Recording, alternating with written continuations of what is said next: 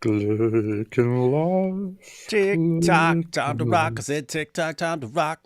Tick tick tock, tock time to tock. rock. I said tick tock, time to rock. What? Tick tock, time to rock. Hey everyone, how's everyone doing out there?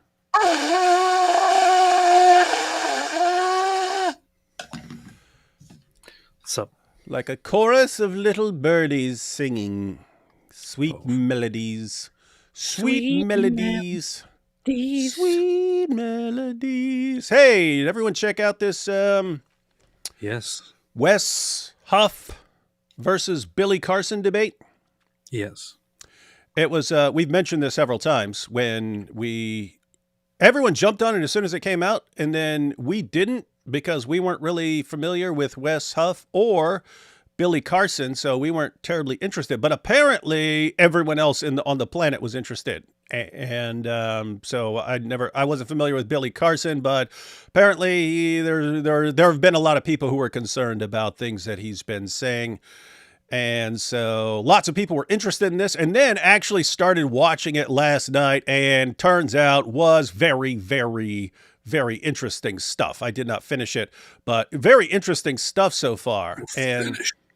And how this happened, we were live, and someone said Billy Carson, according to Billy Carson, the I forget what they said, Codex Sinaiticus or the Sinai Bible denies the crucifixion, and I was trying to make sense of it because that's the first I'd ever heard of that in my entire life. And so I don't even remember what I said, but I was thinking about it afterwards. I was like, Codex Sinaiticus, are they talking about Codex Sinaiticus denying the crucifixion? Like, on what planet could that be? That's one of the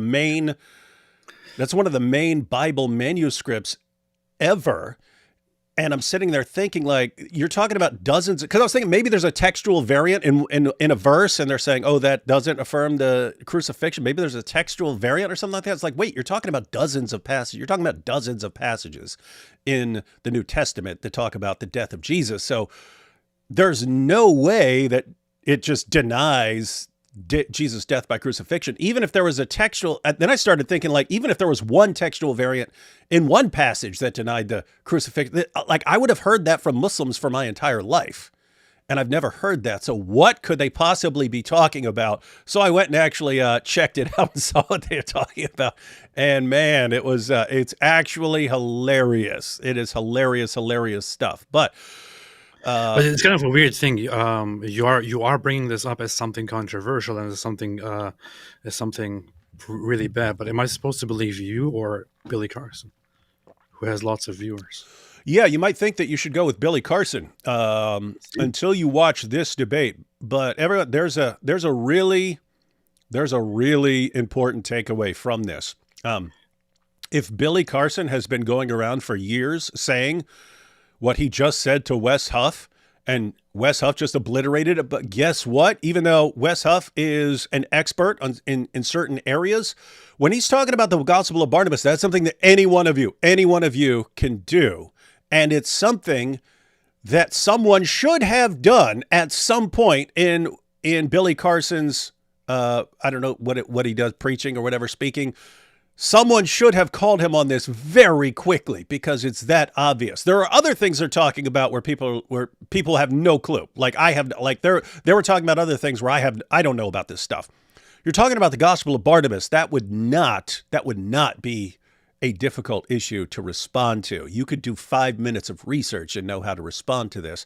So the fact that it took this long for someone to correct him is kind of sad, but we're going to go through the section they had on the Gospel of Barnabas, and we're going to see what happened. We'll learn a little bit about the Gospel of Barnabas because that would be the big takeaway, guys. If people are still using the Gospel of Barnabas after all these years, people need to respond to it, and so it's good to be prepared. And then we'll just have a sort of general methodology for when people are bringing up weird arguments that you're not familiar with. What you don't want to do is just mindlessly go along with what they're saying. You want to actually respond. And it's perfectly acceptable. We'll talk about this later, but it's perfectly acceptable to say, hey, you just mentioned, in this case, let's say Gospel of Barnabas or something. You just mentioned this. I'm not familiar with that. Could I get back to you on that? I want to go look it up, make sure I know what I'm talking about. That way we can have an intelligent conversation. and no shame whatsoever in that. In fact, if the other person actually believes that this is a reliable document, he'll be happy. Great, this person's going to go out and find that I'm right. When that's not what's going to happen. Jamie here points out that Wes Huff sounds like a rap name. Wes Huff. I was kind They call me Wes Huff. Better than Puff. Daddy. Because I don't mess with kids, but... I find it kind of strange when people said Wes Huff. I was like, is that a real name? Apparently he's familiar with you. Apparently he mentioned you, David. Why do you not know him? He mentioned me. That's what people are saying. Did he? Oh, okay. Yeah. Okay. Apparently he's familiar with you. Well, I mean, I've been around on YouTube for a while, so... So I was just finishing my chess game in the middle of the live stream. And then... That's pretty shameful. This is why your live stream always suck. You're sitting there playing chess while people are in deep thought about serious topics. Let's see. Let's check this out. Ranko says, it was no debate but a slaughtering by Wes Huff, allegedly. Yeah, guys, I watched about the first 30 minutes or so, and this is one of the most one-sided things I've ever seen. Again, when it was the Gospel of Barnabas, I was like, oh, okay, well that's easy to respond to. But it didn't matter what Billy Carson brought up, because then he's like, well, let's go to the Old Testament and blah blah blah, and starts talking about the sources that these are derived from. Whatever he brought up so far in what I've seen so far, everything Billy Carson brought up. Wes Huff just happened to be an expert on that topic, like, well, when I was discovering this manuscript that you speak of, not to that extent, but he was really, really familiar, and he knew the manuscripts and the He's a scholar. Yeah. He's a Bible scholar. He knows what he's talking about. And Billy Carson didn't. Well, no, I don't want to say Billy Carson didn't at all. He's read a bunch of ancient sources, and he was able to sort of, Wes Huff would say, could you give everyone the gist of that source and stuff? And he would break it down. So he's clearly studied this stuff. He just isn't familiar with, he doesn't seem to look into the reliability of the sources, right? He's familiar with the sources, not so much whether they are reliable or not, and that results in some bad arguments. So we're going to go ahead and go through some of this. Should be the fun. funny thing is, when I first heard of this debate and I first heard of Billy Carson, I had no idea who Billy Carson is. I looked him up, and the things that come up, his books, what is his books just look like books that you find, at Walmart. I don't know, some at the front, those very poor books, those garbage books that are just about random stuff. That's kind of what it looks like. But apparently he's some spirituality, new age woo-woo guy. That's what he is. And going then against an actual Bible scholar, he really... I mean, I saw only bits of it. I saw a few parts. I saw one part because... one of our fans and friends, Christian Gadfly, made a clip about it. I saw that, and I thought, wow, that's really, really embarrassing, man. But apparently Wes Huff really made him look horrible, which is why he didn't want the debate to be out. And I have to say, I don't know what happened after I stopped watching, but from what I saw, Billy Carson was fine. And I heard people complain about the moderator, and I thought he was talking a little bit too much at one point, but a lot of people I saw complaining about the moderator. They're saying it's not like he's a bad guy, it's just he didn't have experience, and so he kept talking too much and jumping in. I didn't see that yet. I'm guessing it happened much later in the debate, because these guys seemed very cordial. They were listening to each other. They were letting each other speak and so on. So the part I saw, Billy Carson didn't know what he was talking about when he's talking about the Codex Sinaiticus and the Gospel of Barnabas. He didn't know what he was talking about, but he was actually listening, and when he got corrected, he was fine with it. So I'm guessing whatever other issues people are talking about happened later in the debate. I'm going to watch this because I basically want to find all the parts that are most interesting and most helpful for people, especially for us, since they are discussing topics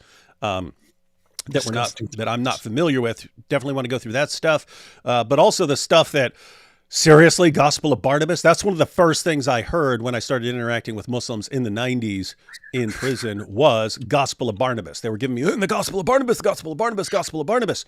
And fortunately, I got a hold of Answering Islam by Norm Geisler and Abdul Salib, and they actually had a section on that. And then I was able to take these guys to school. But here I am, almost 30 years later, and I'm finding out, wait, people are still using a medieval forgery as evidence, and it's not just Muslims. It's Billy Carson, the founder and CEO of Forbidden Knowledge Inc. Make it sound like it's a fantastic thing. I want to actually read this little description so people know what we're talking about, but go ahead. Yeah. The thing is, I often disagree when people say that that humans are getting dumber or something like that, because it's usually you can point at evidence of the opposite. But the thing is, as I was a teenager or an early adolescent, I got introduced to the idea that there is actually a real gospel, and it's the Gospel of Barnabas. And you heard that too? I was introduced to that idea as a Muslim, from fellow Muslims who were making that argument. And the thing is, I guess growing up in that community, I always had my doubts about these things that they were saying, because they would quickly turn out to be completely false and nonsensical. And when I was in my questioning period later on, I remembered that whole Gospel of Barnabas thing, and I started looking into it, and quickly found out with irrefutable evidence that it is just a clear forgery. It is a clear forgery. Now, I've seen since then still Muslims using this argument, and I would think, well, these people are just so pathetic, man. Very, very helpless. But then to see a Western debater, an audience use that is a little bit embarrassing, honestly. Yeah, so when you see someone using the Gospel of Barnabas, ladies and gentlemen, you have found someone who is either completely clueless about how to examine sources and determine their reliability, or it's someone who's just trying to deceive you. But it's seriously, seriously, seriously sad if he's been using this for years and no one corrected him on it. Because as soon as he was corrected on it, he's like, oh, okay, so yeah, fine, okay. So wait, it took you this long to actually get called on one of the most obvious forgeries ever? Anyway, we'll be taking a look at the Gospel of Barnabas. Just wanted to read a description. This came up on, I looked up he's got a bunch of books, but Woke Doesn't Mean Broke. That's one of his books. And it's got him like flying he's in the sky with like a purple glow coming out of him or something like that.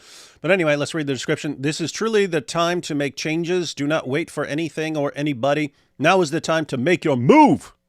You need to be ahead of the game with the right tools that this book will provide you on your journey into the future. And here's the other thing. This book is right for any point in history. It doesn't matter when you read it.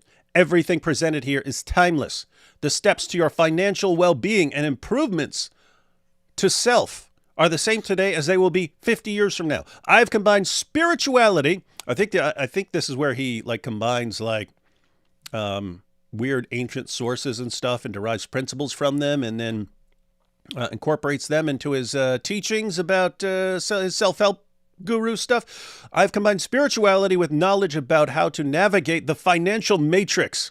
Wait a minute. Andrew Tate says we're supposed to be concerned about the matrix. This book is a mental checklist and so on. The analogies were great. These are reviews. The analogies were great. Meditation and financial knowledge mixed in one. That's from Waka Flocka Flame. See? Okay, so this goes on with all the people praising this book for being awesome. Just wanted to get to about the author. Billy Carson, this is about the author from his book. Billy Carson is the founder and CEO of Forbidden Knowledge, Inc., and the best-selling author of The Compendium of the Emerald Tablets and Woke Doesn't Mean Broke. Mr. Carson is also the founder and CEO of Forbidden Knowledge TV, a new conscious streaming TV network, the co-host of Biohack Your Best Life, and an expert host on Deep Space, a new original streaming series by Gaia. This series explores the secret space program, revealing extraordinary technologies and their potential origins. This is some alien stuff? Mr. Carson also serves as an expert host on Gaia's Isn't original series. Huh? Gaia is some pseudoscience garbage channel, as far as I am aware. Looked into that a while ago, and it's just there's so much trash there. Yeah, this looks like looks like a. Again, I'm just basing this off this little bit that I'm seeing here. Looks like a weird combination of ancient sources and alien stuff and self-help guru stuff. That's what it's looking like. I do not know, but that's what it looks like on first glance. So this is a guy who went toe-to-toe with an actual Christian scholar, and things didn't go the way he thought they would. Stuff that you find on Gaia, I'm seeing right now: sacred geometry, Ooh. the sound of creation, as above, so below, crystals, healing, manifestation, and alchemy, how to revive your superpowers, the Alchemy? mysteries of the real Knights Templar. Yeah, alchemy. How to turn lead into gold. Nobody knows about this. But here's what's funny. If you go back to the time of alchemy, that's what it was that's what the books were. They would be like, here's the secret book on this, and if you get this, then it will do this. And so apparently that hasn't gone away. Let's take these first couple super chats, and then we'll jump into this discussion on the Gospel of Barnabas. And then we will learn, guys. We will learn about the Gospel of Barnabas in here, and we will learn what to do if someone's bringing up weird subjects that you're not familiar with. So assuming you know, so the goal here would be, when people bring something up, if it's something that's going to come up at various times in your life, good idea to become familiar with that. But even if you're not familiar with it, there are things you can do. So Ozsad says, sorry about the misquote. Yesterday, Jesus said, we worship what we know, for B, salvation is from the Judes. Oh, yeah. It's from the Judes. The Judes. Guys, if you didn't see yesterday's stream, you'll have no clue what we're talking about. That's Kim Iverson, world-renowned scholar of religions. Kim Iverson saying they should be called the Judes. The Judes, because it's from Judah. An actual name was given to them by the Romans, and the Romans, they didn't just call them the Yehudis. They called everyone who was a monotheistic worshiper of some kind. They called them all Yehudis, and they had their religion of Yehudiisms. What in the world? Who gave this person the right to speak? Let's see. Hey, David and AP, I just finished reading the Bible and wonders where I should go from here. Maybe the church fathers. Any advice would be nice. I seriously doubt you mastered it from one reading, so I would probably go back through the most important sections. Like, figure out what sections were most important to you as far as what you're interested in and so on. Like, for instance, probably one of the Synoptic Gospels and the Gospel of John and the book of Acts, and maybe Paul's letter to the Romans, and try to get a super solid grasp of that. But why are you asking AP like he knows what he's talking about? Yes, AP, should I go through the church fathers? You're the expert of all things Christian. It's not necessarily asking me. It's just saying, hey, David and AP. No, he's saying, AP. Hey, David and AP, do you guys have advice? I don't know. You know what's funny about reading the Bible again? I haven't yet finished the whole Bible, but before reading it, I read Ecclesiastes, as you know, several times. I read it several times and listened to it several times. And the funny thing is, if you ask me about the content, I'm still kind of clueless, and I still want to go back and read it again. And if I read it again, I will probably at the end still be like, okay, I think I need to read it again. Yeah, that's actually interesting, because I'd read a little bit from Genesis when I was waiting for someone one day, and I was waiting in a doctor's office for somebody, and there was a Bible there, and so I didn't know anything about it, so I just grabbed it and I started reading. I read like the first chapter or two of Genesis, but apart from that, the only thing I remember reading was parts of Ecclesiastes, and then at some point I read more of Ecclesiastes, oddly enough. Weird parallel. And I did that because I've mentioned this before, but George Orwell had an essay, Politics and the English Language, and he took an awesome passage from Ecclesiastes, and he said, how would a modern like politician or journalist or something say this? And it's a bunch of incoherent babble, but saying the exact same thing, but just trying to sound fancy and confusing. And he's pointing out, and so it's interesting because I mean George Orwell is an atheist, so but he was interesting. He's okay. Here's a really good way to say something, and here's a really terrible way to say things. Atheist. Keep up the good work, fellas, and so we shall. Wes Huff about to be on Joe Rogan. I know. Hats off to Joe Rogan for having him on, and that's cool. Wes Huff, more like Wes Buff. Did you see him? He is pretty shredded, man. Yeah, yeah. What a good role model. That's the other takeaway of the debate. He is like very polite while he's like completely demolishing somebody. So he's exercising the mind and exercising the body and polite, unlike AP, who's like, oh, you've been humiliated. Finished to destroy you. Michelle says, hey guys, did you see the Codex Sinaiticus mugs you can buy? They're hilarious. Excited for this stream. Wes is awesome. Wait, is that as a result of this debate that someone started making mugs? Because that would be funny. That's funny. That would be funny.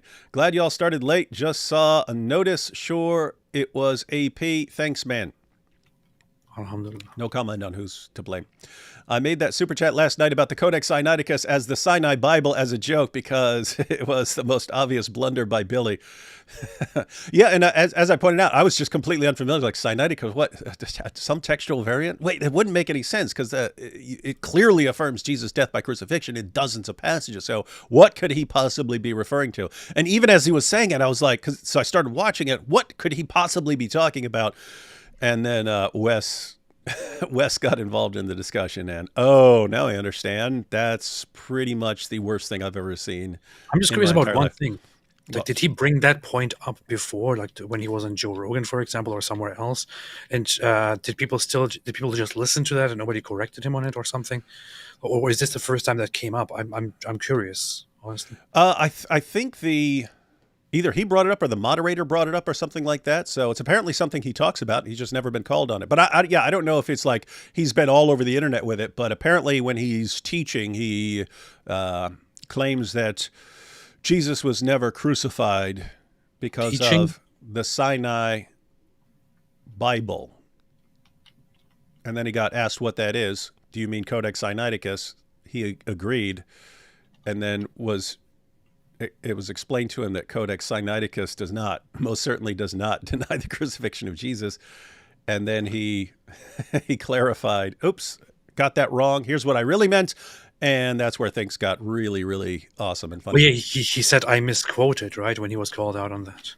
Something like that, yeah. We'll check it out. Yeah. Who should go on Joe Rogan next? IP maybe? Yeah, IP, yeah. AP. It'd be cool if you started getting some like ex-Muslims or something on there to talk about their experiences. Ex-Muslims are gay. B literally said Jesus disappears from the text. Gosh, I really want to watch this debate now, man. Yeah, I am. I'm, and that's the thing. I was like, the vast majority of stuff that comes up in debates, I've heard a bunch of times. So I just have not been watching many debates over the past several years.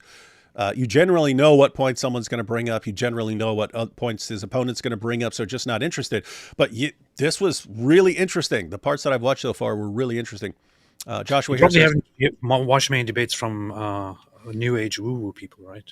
That's true. It's normally atheists versus Christians on does God exist or something like that, and then Christian-Muslim topics. So I'm kind of familiar with all this stuff. So not terribly interested unless it's something, some specific topic that's really interesting. But I started watching this. For getting this much respect to Wes Huff for getting this debate done, getting it organized and challenging Billy Carson. Very, very nice. And to the moderator that everyone complained about, but at least he set this up and worked well. And again, what I saw from Billy Carson so far in this debate, he seemed very polite and so on. I guess it's either later in the debate where there may be problems, or he may have been completely polite throughout the entire debate and then just melted down afterwards. But apparently he was threatening lawsuits or something like that to have this taken out. I'm gonna sue you. Huge Wes Huff fan, and I saw 6 different debate reviews that Billy got taken down, and the whole Billy Carson New Age community needs to be debunked. Well done. Well, that's interesting. So this might get taken down. I have followed Wes for years. He is fantastic. I've never heard of Billy Carson and watched the debate for Wes. So, Beast. Muslims believe Jesus was sinless and the Messiah, but he was also a Jew who they are told are the worst of creatures. How do they get around this? Well, when it's talking about Jews and Christians being the worst of creatures, it's specifying those who reject Islam. And according to Muslims, Jesus did not reject Islam. He was a Muslim, so he's good to go. Yeah.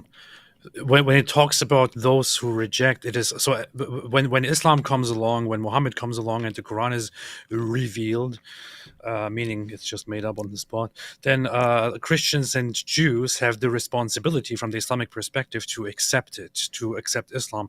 Those who do not accept it after Muhammad has come are from then on known as those Christians and Jews who do not believe, and they are the worst of creatures.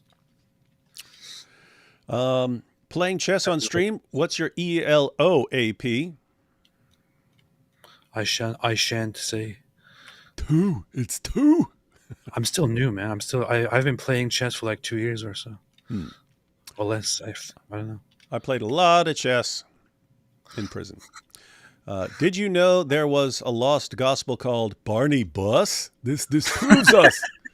Barney Bus, Barney Bus. Billy didn't actually accept the corrections. Well, this is interesting. Billy didn't actually accept the corrections. He just wanted to leave ASAP. He is threatening everyone with legal action for even releasing the debate. Uh-oh. Yeah, we may indeed be in trouble. Billy has been claiming he studies and he can read ancient languages. It's simply not true. This is what Wes is an expert in. Billy is humiliated. I can't wait for Carson to convert to Islam and the Dawa guys pile on the usual. You see, this is the proof. Such a smart man. This shows that Islam is true. He's humiliated, Wes Huff. Guys, I just figured it out. Forbidden Knowledge, Inc. What are you talking about? We already said it. Forbidden Knowledge, Inc. Yes. Guess the tune. Allah, I want to be like Jews every day. Hint Fleetwood Mac everywhere. I listen to Fleetwood Mac. I don't know what you're talking about here.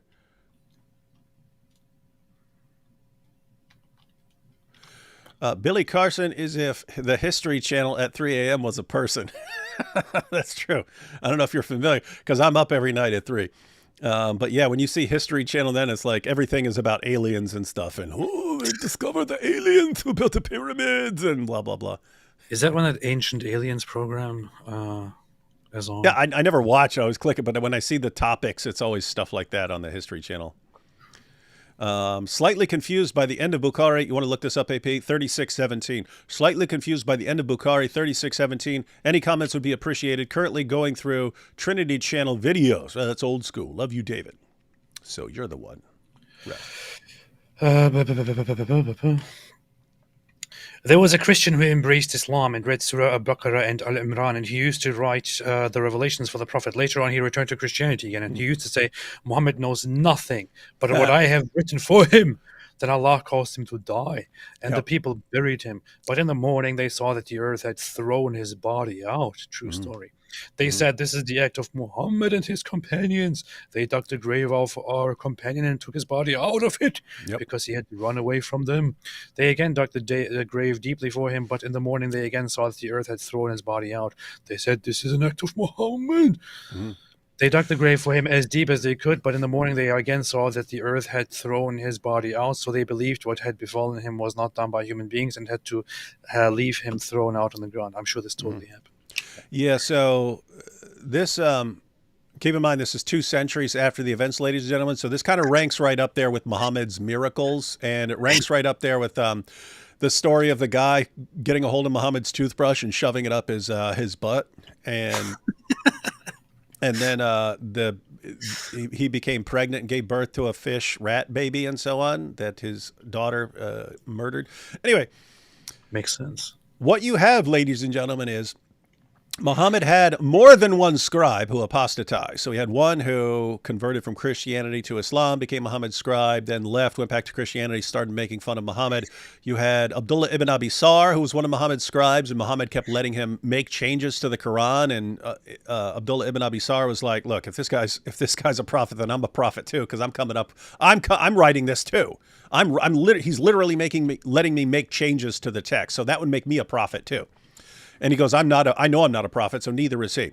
So he left Islam. But anyway, you had guys like this. But what do? It's circulating in the Muslim community that one of Muhammad's scribes have left Islam. Well, later on, you come up with stories about how the Christian guy was punished. Abdullah ibn Abi Sar, he converted back to Islam when he got in a position where they could execute him. So then he converted back to Islam. The other guy, you have to invent a story about how he's punished for his treachery.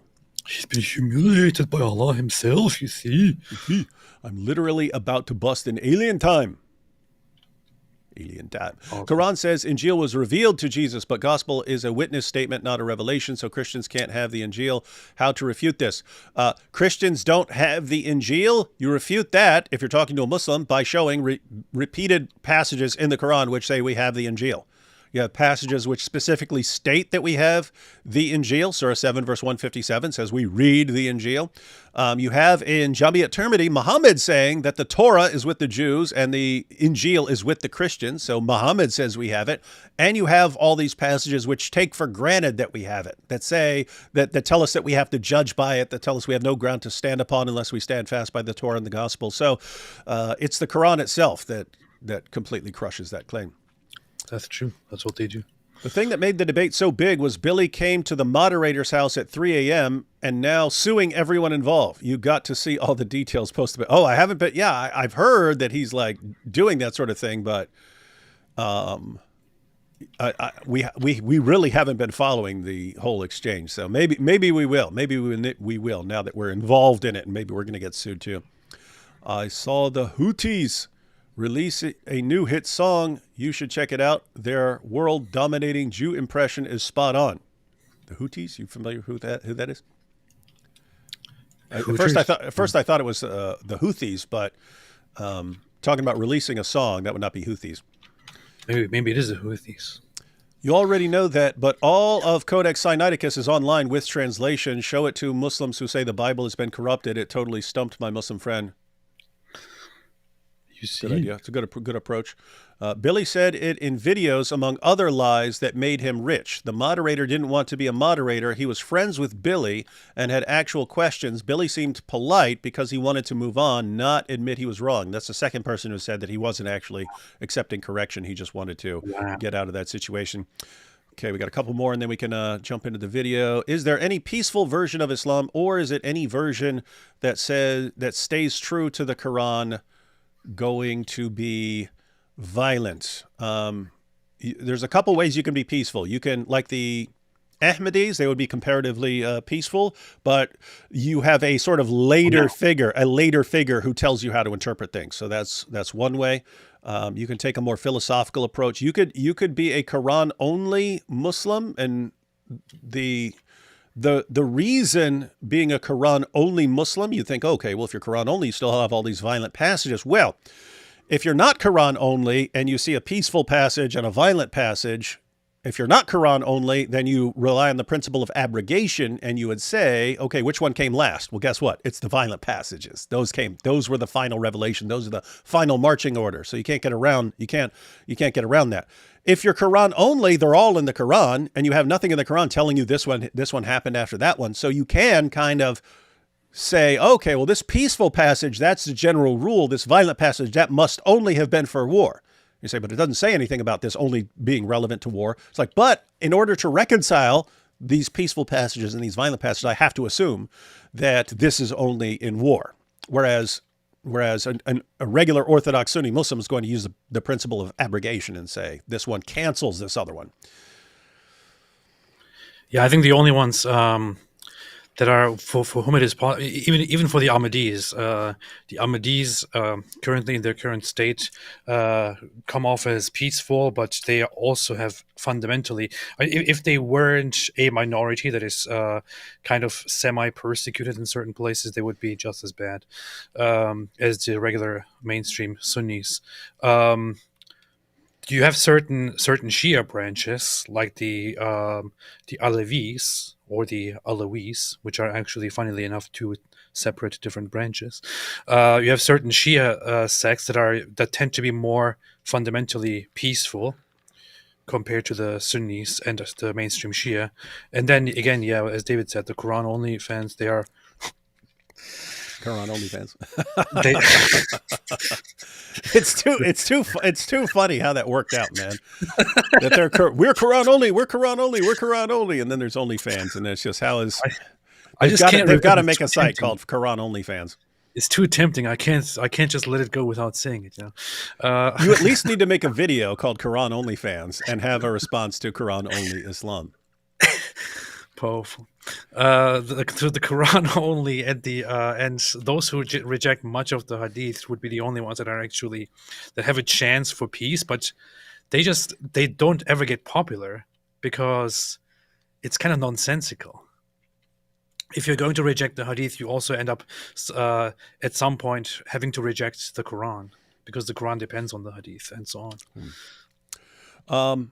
I really want to jump into this debate, but I'm looking forward at the super chats here, and they're giving like really interesting information about Billy. So I actually want to go through a few more of these so we can get through this. Let's see. Billy has also used the lie about the Sinai Bible leave for a few years and all on all the podcasts. Also, Wes was born in Pakistan and refutes Muslims as well. That's interesting. He's born in Pakistan. We might want to find some of his videos on Islam and just go through some of those. I put a video of his on my watch list, which was about the Quran, which he published several months ago.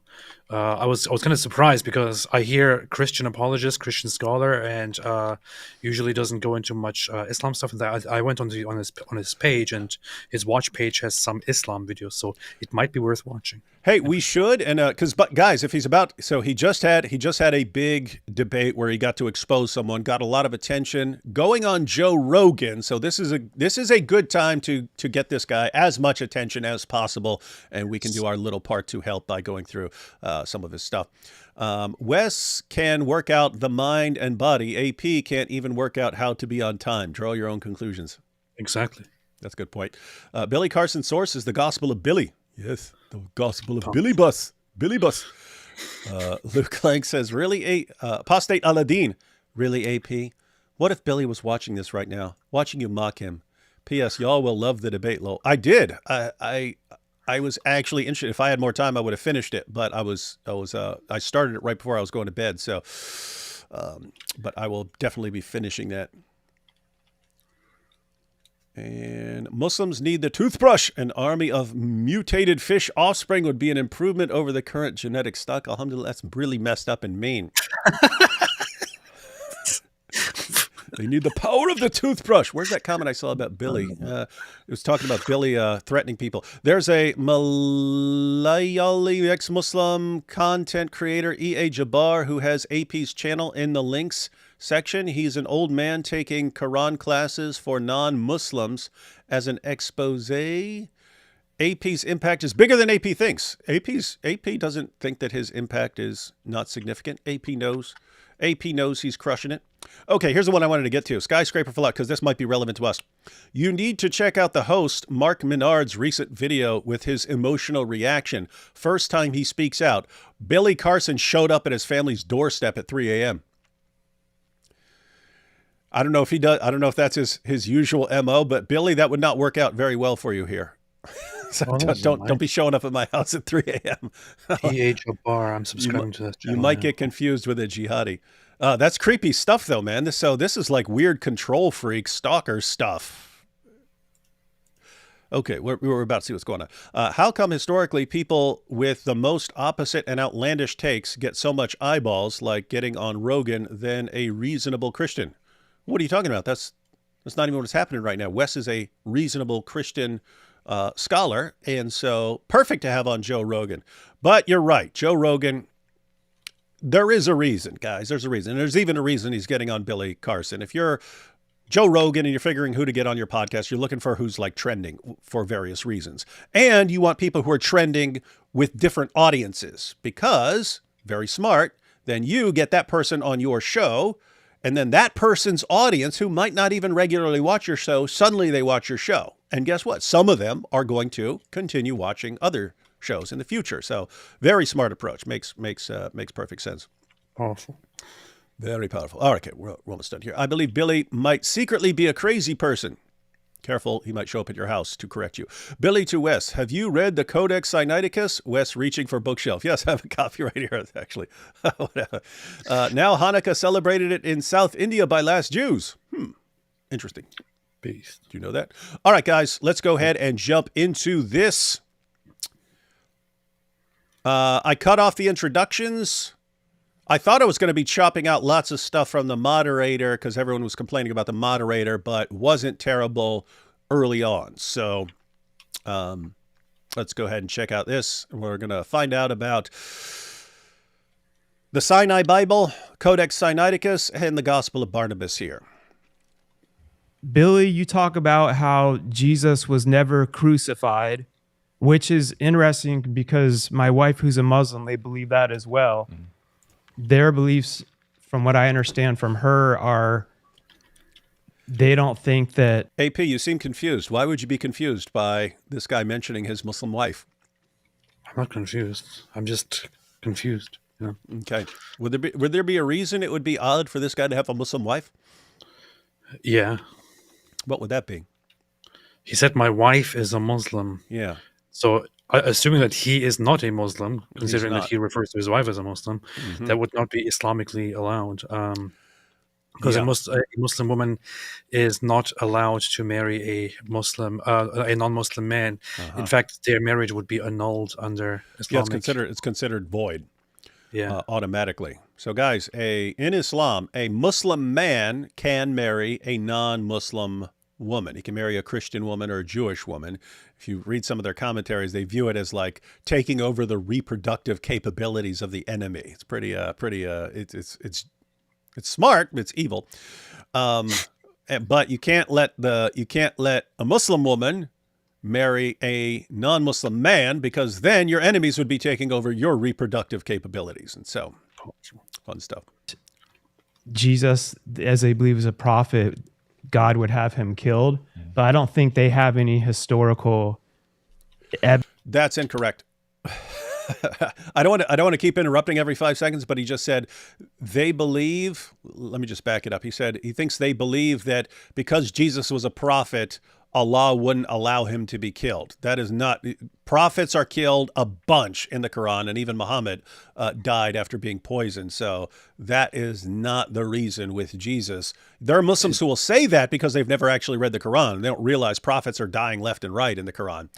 And Jews are repeatedly being accused of killing prophets and so on in the Quran. So that is not a reason. Just wanted to point that out. So dude, you need to take some more Islam lessons from your wife. They don't think that Jesus, as they believe, is a prophet, God would have him killed.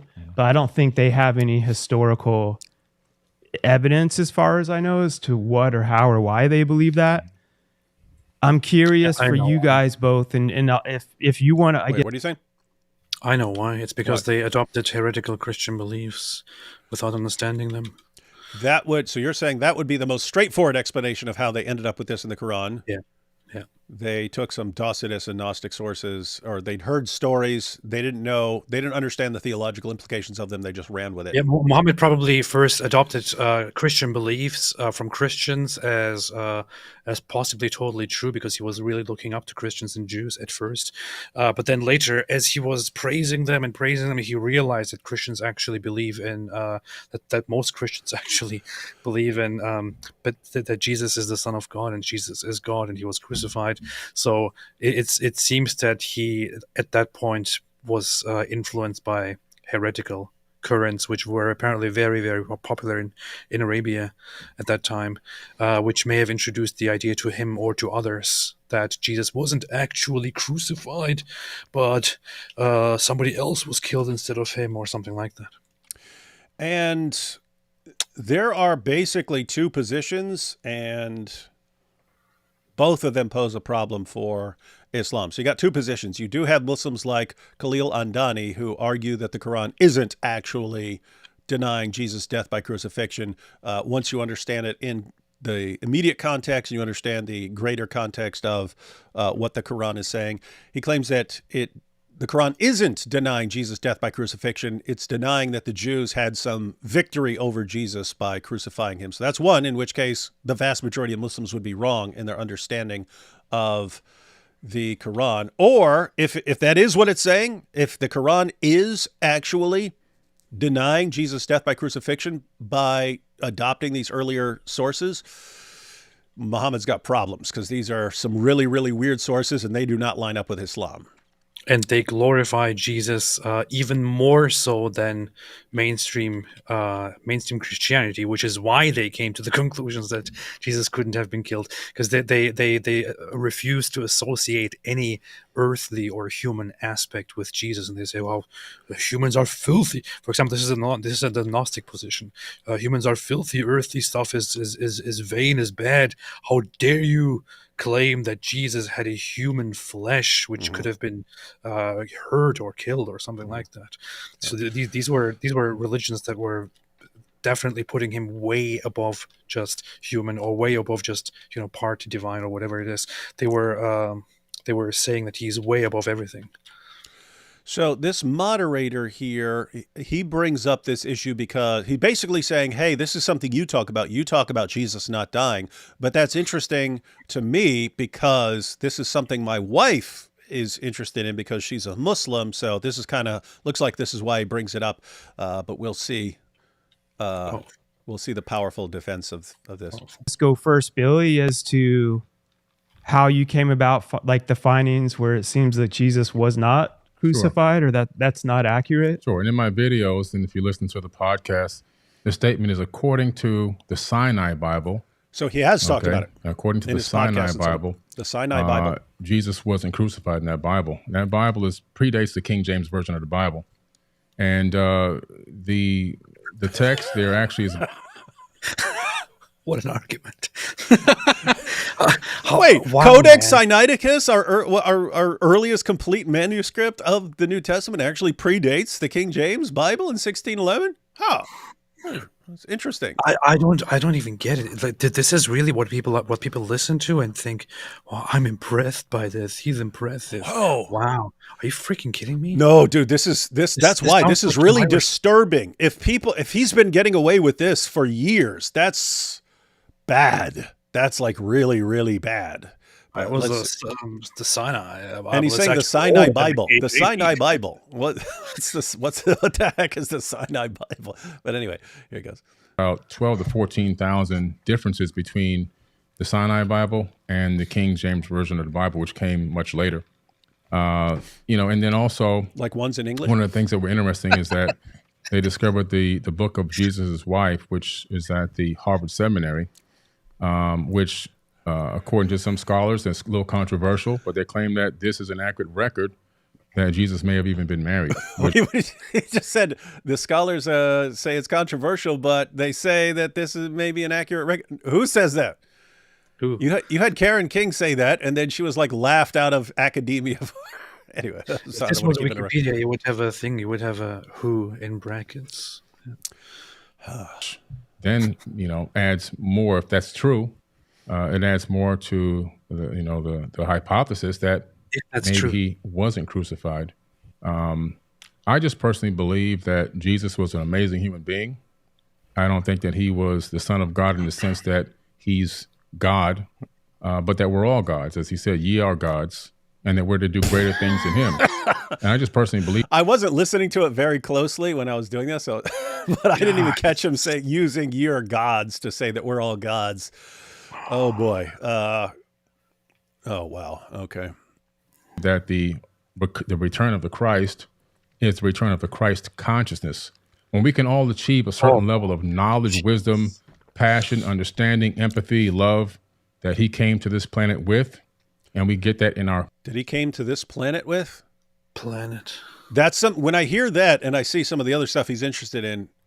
When he came to this planet, then I start thinking, okay, does he mean like in the Christian sense of the incarnation, or does he mean like alien?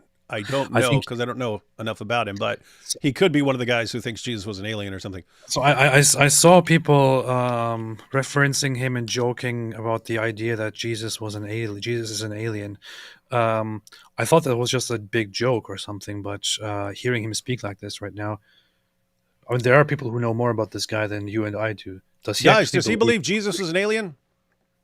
Oh yeah, and Emily in the chat says that's not what Psalm 82 means. Lol. Yes, that's right. So guys, well, I'll give the short version now. Maybe someday, just to put this to rest. I was thinking we could do a live stream on it at some point get some Bible guys on here, but I should probably just make a video. Psalm 82, it talks about the term Elohim. Had a broader, it can refer to one God, it can refer to the one God, but it's also like our term God, just G-O-D, in the sense that it can be referred to God. It can also refer to gods, even if you're talking about, like the god Odin or something like this, and not be referring to the one God. But it's even broader than that. There are times when it can apply to angels. It can apply to even human judges who had God's authority to judge in various situations and so on. It's a much broader term, unlike Yahweh, which is very specific, right? They had a much more generic term that wasn't just God or pagan gods or anything else, also referred to certain representatives of God and so on. And in Psalm 82, God tells his human representatives, hey, I said you're gods, but you're gonna die like men, right? Like you have my authority, but it's not helping you because you're not doing things right.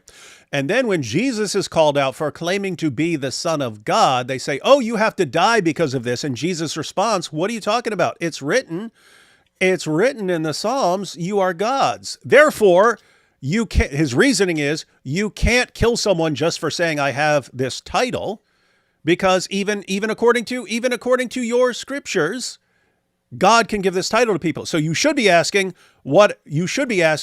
is my claim to be the Son of God actually true? And am I actually from God? That's what you should be asking. But just because I said some words, you can't execute someone for that. So anyway, he's not saying you're all gods. What? David, I just briefly muted you and listened to what he said on Patrick Bet David about aliens. He says, I'm quoting him word for word, I think Jesus was half human, half alien, and I'll tell you why. I don't even know the rest. I don't even know what else he said, but that's apparently what he believes. Wow. And so I guess the angel Gabriel showing up would have actually been an alien. All right, we're finding out all kinds of stuff about who we're dealing with here. But let's see. He's to his credit, he's actually going to give us some powerful evidence for his position. Namely the Sinai Bible and the Gospel of Jesus' wife. Mind and our conscience, and we can act on that those incredible emotions and that understanding, that the whole world is going to transform instantaneously. And I think at the second coming is the coming of the Christ consciousness to the planet, not a human being flying back to Earth to save people. That's just my personal understanding of how I've perceived it over many, many years of going through this information and going through all this text. And Wes, I'm gonna let you respond to that. And again, I mean, this is everyone listening to the show. I'm always like, challenge everything. Learn to critically think and continue to come to your conclusions. Your viewers, even with Jesus, I'm not learn to think critically. Personally, even waiting on that he has to come back to. I already know like I said, that strength of God and consciousness is already. I can tap into that right now. You could tap into that Christ consciousness right now. You don't have to wait for him to come back. Don't need to. For those that believe he does, to actually have that like next level of what that's supposed to mean. I see what people know me about. Wes, go ahead on for what Billy was talking about. I think with a book in the Harvard Museum, and I heard something about Jesus' wife. This guy needs to stop smoking. Weed and going live. He clearly can't handle it. What is this, man? Hey, a couple of people are complaining about the slow chat not working properly. What are you talking about? How would it not work properly? If slow chat wasn't working properly, then what would it be doing? It would just be letting you post without slow chat, which would also be fine, right? Check your settings. It might just be telling people randomly that they can't post or something. I don't know. Well, they're obvious. They can post, obviously, if they're complaining about it. But it might give them like problems in posting. Guys, what should I do? Is there a problem? Confirm, or if things are working fine for you, let me know that things are working fine. And if there's a problem, let me know if there's a problem, because things can be just on someone's computer or something, I suppose. So let me know if everyone's having, I don't know how there could be a problem. I see people. Oh, wait, it says after 40 seconds, it's getting censored. And they say it's supposed to be a 30-second delay, but it's much longer. They say it's glitching. They say, no, it's putting us in timeout. Just reduce it to 15 seconds and see what happens. I'm just going to turn it off, guys, and see if that helps. 1 second. So 1 second. I'm just going to turn off slow mode, and hopefully, because I've never had a problem with it before. So if it's glitching this is the first time that I'm hearing some Christ consciousness cult guy talk about this kind of stuff. I wasn't even aware that this is a serious thing until quite recently, honestly.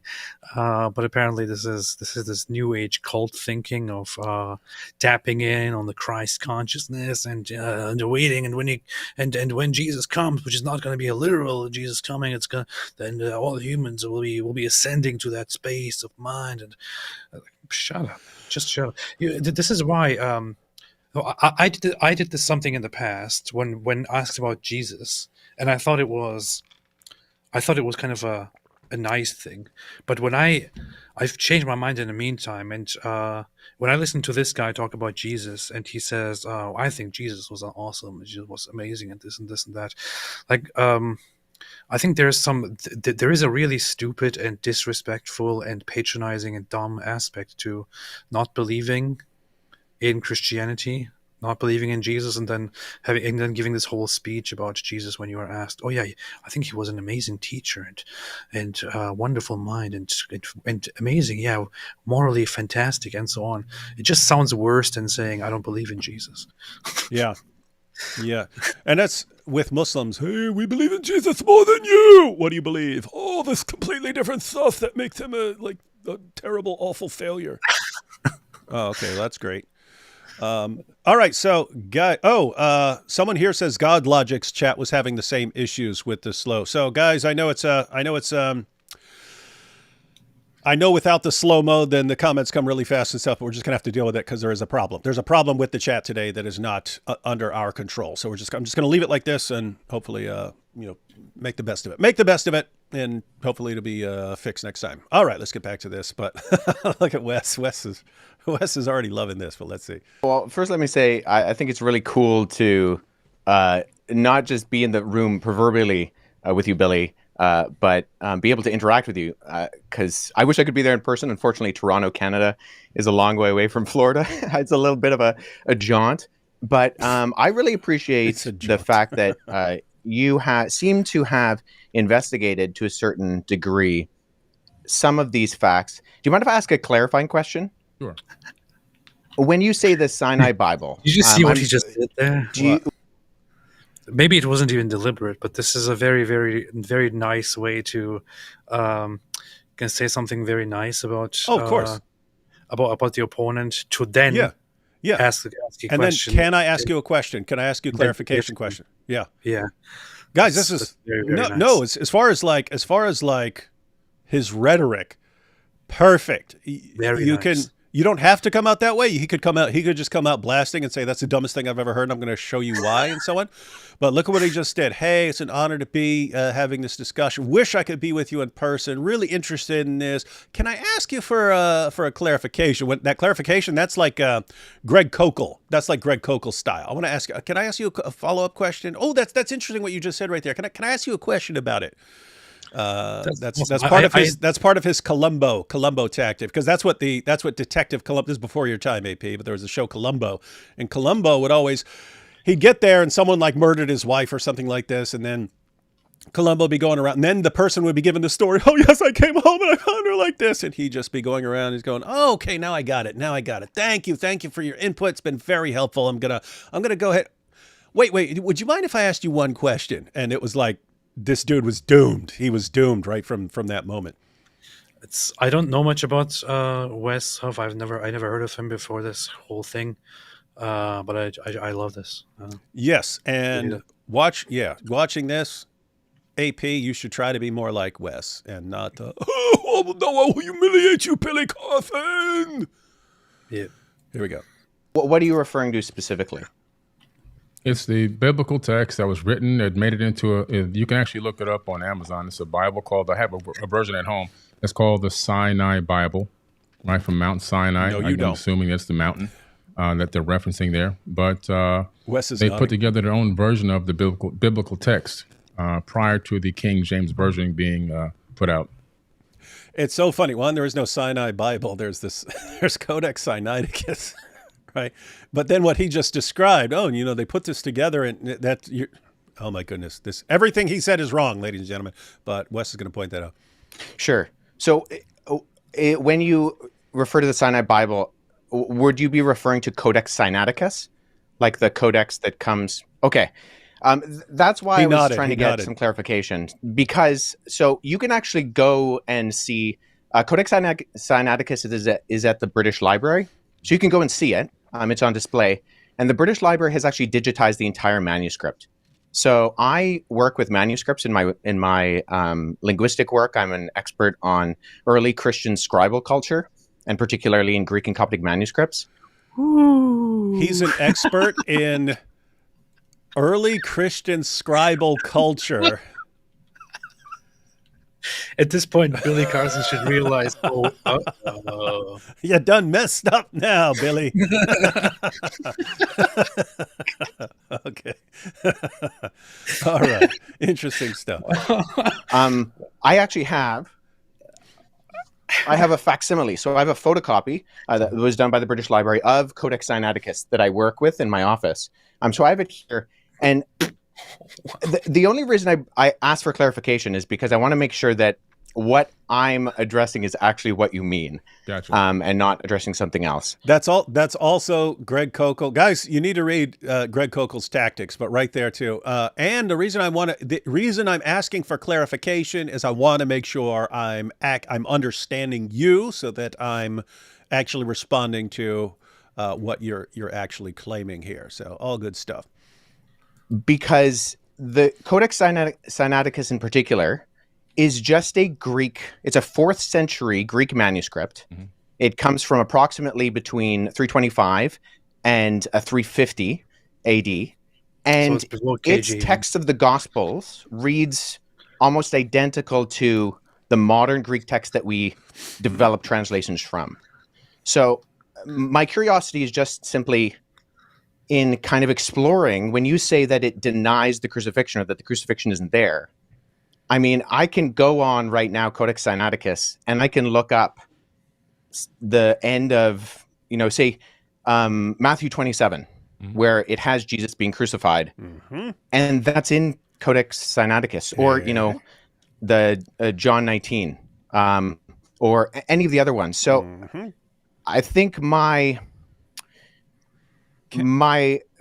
confusion is that it doesn't read any differently. So guys, look, while Wes is saying these things, look at Billy. He's on his phone or tablet or whatever, looking up. Wow, man. Looking this stuff up. He's typing. This is bad. He's typing vigorously. Trying to look up what's being said. But there's actually an explanation. So he made a mistake on what source he's citing. Wes is completely correct in responding to him, but watch what happens. Let me go back to this. I backed it up a couple seconds.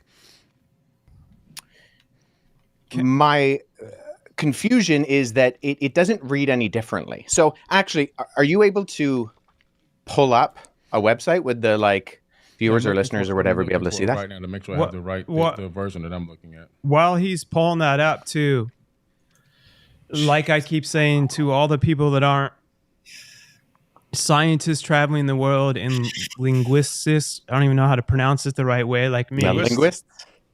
What Yeah. cyanide? I keep thinking of cyanide. like- AP, quit being mean. Quit being mean. It just makes me. It makes me want to violently cringe. It's so bad. I feel bad for the guy. I honestly feel. Listen to what he says here. He says, when you say cyanidic, I keep thinking of cyanide. We don't want to be mean. He's not, that's the thing. He's not claimed to be an expert. He's just trying to have a conversation, to facilitate a conversation. So he doesn't need to know what he's talking about. But listen to what he says here about cyanide. Sure. No, he's totally fine. I feel bad for Billy Carson here. Yeah. Billy's looking up, where did I get an idea of cyanide Bible from? Let's see. Scientists traveling the world and linguists. I don't even know how to pronounce it the right way. Like me. Yeah, linguists. What cyanide? I keep thinking of cyanide, like the cyanide Bible. So Right. is that like a version? So from my own knowledge that Not I a know, version, like it's a when I manuscript. really studied all this, what I thought was interesting about the Bible was how many like different eyewitness. I studied C.S. Lewis back in the day. How many different eyewitnesses and stuff there Good were, biographical and material. they went on purpose to mention so many other names that they were able to like cross-reference throughout history and throughout those times, from my understanding. And those were different things that I always thought were kind of interesting that I felt was a good concept of proof. And then I want Billy to answer, and also I'm just curious, like the Sinai Bible. This is why Joe Rogan is a bad example to people, because Joe Rogan he gets high and he like his guests get high, and then he goes on a program and he does an awesome job, and then other people think I can do that too. I can also get high and host the show. And Joe Rogan is high functioning high, ladies and gentlemen. He's high functioning. I found the text where I was referencing. Actually, I was misquoted. I misquoted there. It's the Gospel of Barnabas. And that's where I started dying laughing yesterday actually early this morning when I was talking. It wasn't the Sinai Bible, and it wasn't Codex Sinaiticus. It's the Gospel of Barnabas. There are so many things to point out here. One of those is, first off, I don't buy this explanation at all. He clearly remember when we watched it earlier, he doesn't just fleetingly say Sinai Bible. He emphasizes it. Yeah. He says it once, then he and then gives a description. Gives a description of what it is and how it's put together and stuff. Yes, and apparently this is a talking point that he has presented before on multiple occasions, and he is clearly referring to it. So if he did indeed misquote, if this is indeed the mistake, if he was actually this entire time, and whenever he made his claims, think about the so-called Gospel of Barnabas, then this is even worse. It just means that this guy blurts stuff out and never gets called on it because his fans never have any clue what he's talking about. And he doesn't study any of these things. Like this is what he runs with, but he doesn't even care about it enough to study it properly, to have an understanding of it. He didn't even know. He was just guessing earlier that it's probably called Sinai Bible because it has something to do with Sinai. I mean, you could have. You can look up this information. I think that's the mountain. I think that's the mountain. You can look this information up, why it's called Sinai Codex, within seconds, and he didn't even bother doing that. This is just so embarrassing, man. And then turns out, how do people listen to idiots like this? And then turns out that he's talking about the Gospel of Barnabas, which, guess what, bud? If that's what you're talking about, oh boy, you got all kinds of problems. And fortunately, we're about to see some of them. But here we go. Oh, matter of fact, let me back this up a little bit just so we can hear his self-correction. And this is what I thought was cool. He said, "Hey, okay, I was wrong." And then I want Billy to answer, and also I'm just curious, like the Sinai Bible, where was that piece I found discovered? the text where I was referencing. Actually, I was misquoted. I misquoted there. It's the Gospel of Barnabas. Okay, yeah. Well, so that's good. So let's deal with that too, because I've actually worked with. There are two manuscripts of the Gospel of Barnabas. The Gospel of Barnabas is a really interesting document because it is a known forgery, and so that's why I think it's important to get to these sources. So At the very start of the Gospel of Barnabas, which we only have 2 copies of, one is in Italian and one is in Spanish. We see right off the bat that the Gospel of Barnabas, to be clear, guys, not Hebrew, not Aramaic, not Greek, none of that. Spanish and Italian. So not even Latin. You're talking the later languages. Oh boy, here we go. Confused with either the Epistle of Barnabas or the Acts of Barnabas, which are 2 apocryphal documents from the 2nd century. But the Gospel of Barnabas in particular. By the way, let me back that up. That's actually important, guys. If you're talking about this with a Muslim and they bring up Gospel of Barnabas and you say that's a medieval forgery, the response is, oh, but here's a text that refers to this Epistle of Barnabas. Yeah, the Epistle of Barnabas is not this Gospel of Barnabas. So you're talking about two completely different things. One does not confirm the other, but let's go back. The start of the Gospel of Barnabas, which we only have 2 copies of, one is in Italian and one is in Spanish. We see right off the bat that the Gospel of Barnabas, not to be confused with either the Epistle of Barnabas or the Acts of Barnabas, which are 2 apocryphal documents from the 2nd century. But the Gospel of Barnabas in particular, we know it's a forgery because it does things like in chapter 92, it says that Jesus spent 40 days on Mount Sinai and then he came to the Jordan River and he walked to Jerusalem. But Mount Sinai is more than a week's journey away from Jerusalem, and neither Mount Sinai nor Jerusalem are close to the Jordan River. So never mind there not being a route from the Jordan River to like around Mount Sinai or going to Jerusalem. But there are internal problems with the Gospel of Barnabas, which indicate that it shows no actual indication of evidence of coming from or even having knowledge of first century Jewish understanding. It actually says Jesus. Yeah, so guys, the point there, and this is true of many, many, many of the fake later Gospels. Think about this. So I grew up in West Virginia. I could write something and tell you about the area of West Virginia that I grew up in because I was there. If I were fabricating a source, and I'm talking about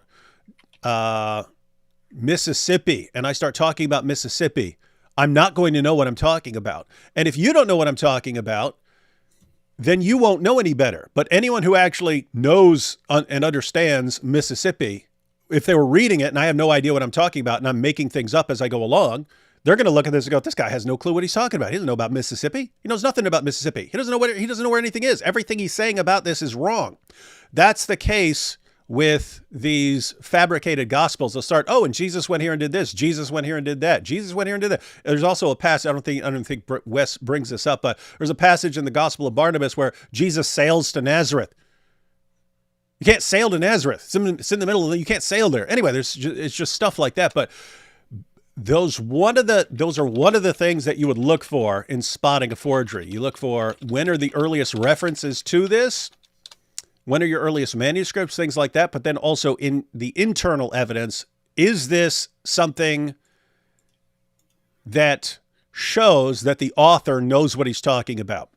And that's kind of the difference between, like let's say the Book of Acts or the Gospels or something like this. These were clearly people who knew the area, and you can say they knew it really well, especially since all this stuff was leveled by the Romans.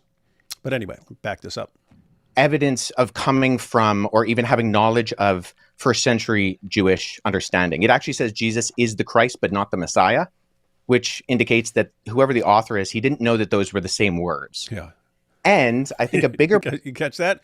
Jesus is the Christ, but he's not the Messiah. One is the Greek word, the other is the Hebrew word, guys, but it's the same thing. Problem is that the Gospel of Barnabas actually paraphrases Dante's Inferno, which was written in 1314. So there's a lot of internal evidences that disqualify the Gospel of Barnabas, never mind the fact that we don't have any evidence of it prior to the 14th century, and none in any other language other than Middle Age Italian and Spanish. But the internal content of the Gospel of Barnabas disqualifies it from being ancient. Mm-hmm. And then the fact that it's doing things like paraphrasing Dante, or it also refers to a rule of the time of Jubilee, which was changed in the Middle Ages from what it was in the biblical year of Jubilee? What's up? Here is the thing. Look, I just looked up other instances where he talks about kind of this stuff. I have multiple sources, multiple videos coming up, including by Billy Carson himself, that he himself published, shows that he went on and gave a talk about Jesus's crucifixion. There's a video that is where he himself speaks, and he the thing is, it's probably justified mocking this guy because he arrogantly stands there and he's like, you probably didn't know about this because they don't tell you. And then he talks about The Christians don't tell you about he the says Sinai Bible. everything else, but the crucifixion, if the crucifixion, it never happened. If you go to the Sinai Bible and you discover, oh, it really didn't happen. And the Sinai Bible, for example, he says, or if you look at the Gospel of Barnabas, and you would discover there as well that it didn't happen. And then he gets into the Sinai Bible and says it also has another name. It's called Codex Sinaiticus. And then he says that it confirms mistakes found in the Septuagint. He says, so nitpicking aside, he in that video repeats that claim very firmly and even publishes it himself, that this is the Sinai Bible, saying that the crucifixion never happened. So this is not just him getting something wrong or making a mistake here on the spot. He didn't just have a few drinks beforehand and he messed up. This has been. He said this for quite a long time, as far as I can tell, and he even published stuff about this himself, and nobody called him out. I mean, I checked comments, and they're like, "Wow, you are the only person talking about." Yeah, he's the only person talking about this because it's made up nonsense. Yeah, and guys, so Wes right there was because I had to study this back in the 90s when Muslims were using this, but he just pointed out the internal problem with the year of Jubilee, which in the Gospel of Barnabas is every 100 years. In the Bible, it's every 50 years. Every 50 years is the year of Jubilee, right? A pope in the Middle Ages changed it to every 100 years, and so when you're reading the Gospel of Barnabas and it talks about the year of Jubilee every 100 years, it's okay, this had to have been written after that was changed by a pope. And then isn't it convenient that our only manuscripts are significantly after that time and that the person has no clue what he's talking about and so on. So this is why this is like obvious forgery. Obvious. There are significantly better forgeries than this, but this is like a terrible one. And you have to be a serious dope to fall for this, which is why it became very popular in Dawa in the 1990s. But let's see. And it goes with the Middle Ages concept, not the ancient concept. So I think what I'm getting at is, so I'm a historian, and I deal with sources. So when I'm looking at sources, I want to make sure that I have a methodology by which I approach any type of source. So if there is something that denies the crucifixion, I want to make sure that I'm analyzing it and that the methodology by which I analyze it actually reveals that the content can be accurately tied to the event. So if we're talking about, say, Codex Sinaiticus, that's in the 4th century. Now that is, I would agree with you, Billy, our oldest copy of the Bible in the sense of cover to cover, Genesis to Revelation copy of the Bible. Right. The problem is... It's funny, he's giving him credit when he didn't even know what that was, and he thought the Gospel of Barnabas was Codex Sinaiticus. I didn't even know it's called Codex Sinaiticus. He called it Sinai Bible. So he's wrong on everything, but then Wes is like, and I agree with you that this is our... Wes is being super nice here. I just backed it up a couple seconds, but... Talking about, say, Codex Sinaiticus, that's in the 4th century. Now that is, I would agree with you, Billy, our oldest copy of the Bible in the sense of cover to cover, Genesis to Revelation copy of the Bible. Right. The problem is that we have individual copies of all 4 Gospels going back hundreds of years before Codex Sinaiticus. So I have a facsimile behind me of P66. This is a late 2nd century copy of the Gospel of John. I work with this particular manuscript. I can just show the screen right here. This is an almost complete copy of the Gospel of John. it Is that the has the papyra by crucifixion. any chance? Yeah, that so the word that I papyrus just is just the what it's made out of. So material it's on. I got that The guy said, "Is that the papyrus?" He said, "Yeah, papyrus is what it's written on." from Yeah. ChatGPT, by the way. Yeah, Sorry, so guys, I'm just I trying can to sound actually- smart for a second. I have that papyrus at home. Oh, that's Yeah. Well, I Yeah, have so I'll it. show He you. said, "I have that papyrus at home." That's interesting. You've got P66 at home, or do you mean a copy? Because I'd be impressed if you had P66, buddy. This. So the documents you actually see on my bookshelf behind me are facsimile papyri that I've made. So when I was in Egypt last summer, I went and I got made for me some papyrus sheets.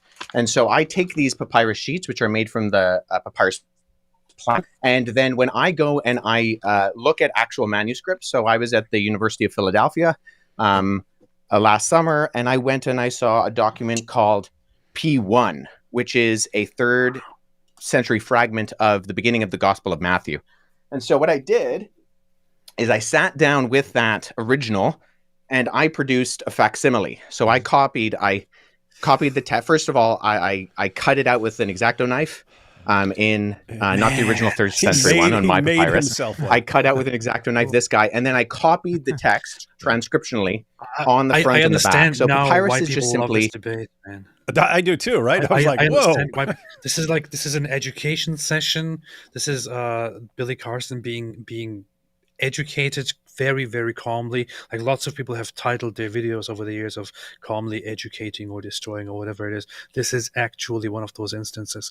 And you have a fraudster, a charlatan, a liar, some guy who has made himself rich over just people telling people ridiculous, nonsensical stories. He is getting humiliated here by a scholar who actually has done the work, who actually knows what he's talking about. This is what a fraudster like this guy deserves. Man. Well deserved. And it's funny because he doesn't just launch into just crushing the point.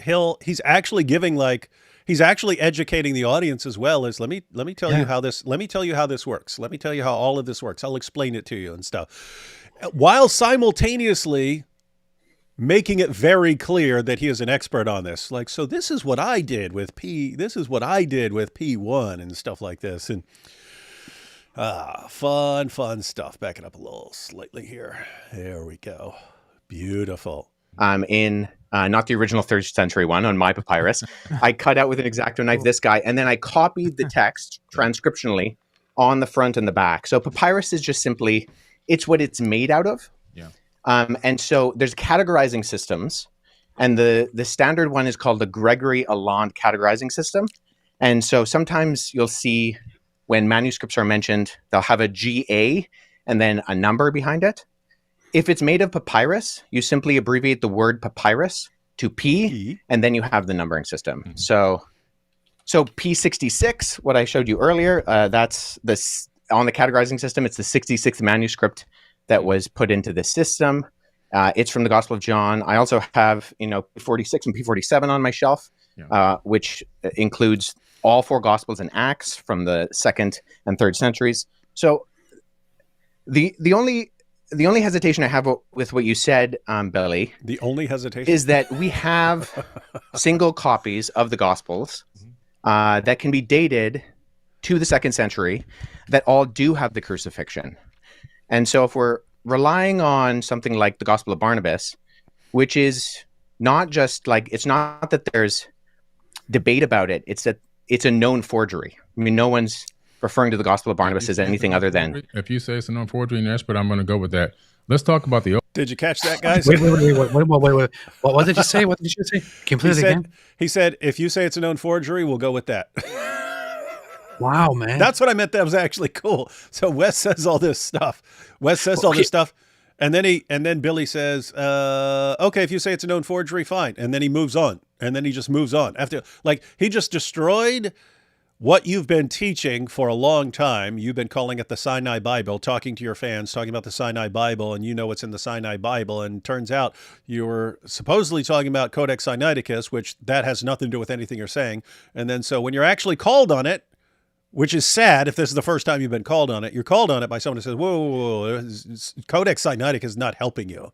Codex Sinaiticus is not helping you at all. Codex Sinaiticus does not deny the crucifixion of Jesus. Massive confirmation of the crucifixion of Jesus. Oh, yeah, I'm actually talking about the Gospel of Barnabas. And then, so Wes there goes through all of that. And guys, what he just said was he filled in the details and gave the background knowledge to understand what he's saying.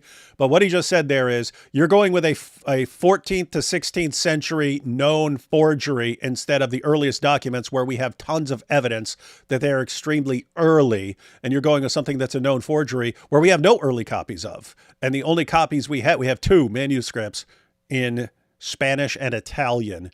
And it's a known forgery, and everyone knows this except you and some Dawa guys. And that's what you're quoting. And you're claiming to be knowledgeable about this stuff. This is embarrassingly bad. All he says, oh, okay, well, if it's a known forgery, it's a known forgery. I'll move on. There's a bigger issue than that, ladies and gentlemen.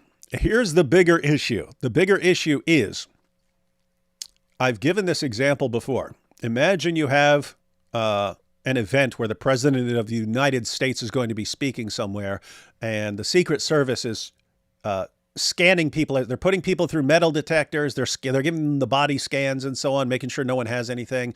And so everyone gets inside. All of a sudden, let's suppose some random guy pulls out an AK-47. Ah!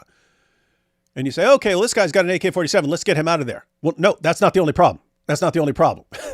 If a guy with an AK-47 got in there, if he got through your security systems, that means your security systems are flawed. And for all you know, everyone in there has got an AK-47 because you have a flawed system. Likewise, if you're Billy Carson, you going around for years. Do you know the Sinai Bible? The Sinai Bible. This says Jesus didn't die by crucifixion. He wasn't even crucified. You've been saying that for years. And then it turns out you're actually talking about the Gospel of Barnabas. There are multiple things. One, you don't even know what is the Sinai Bible. There's no such thing. If you're talking about Codex Sinaiticus, that doesn't help you. So you're wrong about that. Oh, no, it's Gospel of Barnabas. Well, that's a medieval forgery. You don't even know what you're talking about. You don't understand how to spot a forgery, how to distinguish accurate historical information from obvious known forgeries. You don't have the basic level of research to go to Wikipedia and look this up. That's a much bigger problem than you citing the Gospel of Barnabas. In other words, it's your entire methodology is in question. You are a completely unreliable researcher if you did not know what was just told to you. You're completely unreliable. You have a terrible methodology, and you're going around telling people you know what you're talking about when you're extremely, extremely clueless about what's going on, which means you should not be educating people. And so that's the main issue. In other words, the Gospel of Barnabas, that's an example, that's an illustration of how unreliable you are in your research, which calls all of your research into question. Why would, at this point, why would I believe this guy about anything at this point? If this is his level of research. That's the thing. I mean, I hear him say there, okay, if you say that's a forgery, then we'll just go with that. But let's move on to, no, we can't just move on. Whoa, yeah. It should be back up. Why did you get that? Why did you come to that conclusion? You have been preaching this forever, and these were your 2 pieces of evidence. Both are completely destroyed and invalid. You don't just move on from that. Nope. It's interesting because Wes is a super nice guy, and he just lets him bring up this next topic, and then destroys him on the Gospel of Jesus' wife as well. But yeah, he just lets him okay, I agree with you. Let's move on, and he lets him move on, and then just keeps destroying him on the next point and so on. But yeah. So anyway, he could have stopped him right there and said, whoa, let's not move on. Let's try to figure out why you were so sloppy and why you've been saying this for years. And matter of fact, let's make sure that all of your fans who are watching this right now understand you just admitted that you've been spouting complete nonsense to them for years, at least on this topic. Maybe you're right about everything else. On this, you are beyond clueless. Can we all agree on that? But instead, he just lets him jump from topic to topic, schooling him and exposes him that way. He makes it obvious just by the volume of these things. Anyway, before we move on, and we won't be going terribly late tonight because we're just going to watch the next point about the gospel of Jesus' wife. But I wanted to show what would happen if you did the slightest bit of research. And what I mean is like Wikipedia level. If you don't know anything else and you just did a quick Google search on a topic, I mean, how obvious that is. And if Billy Carson's fans are not doing this basic level.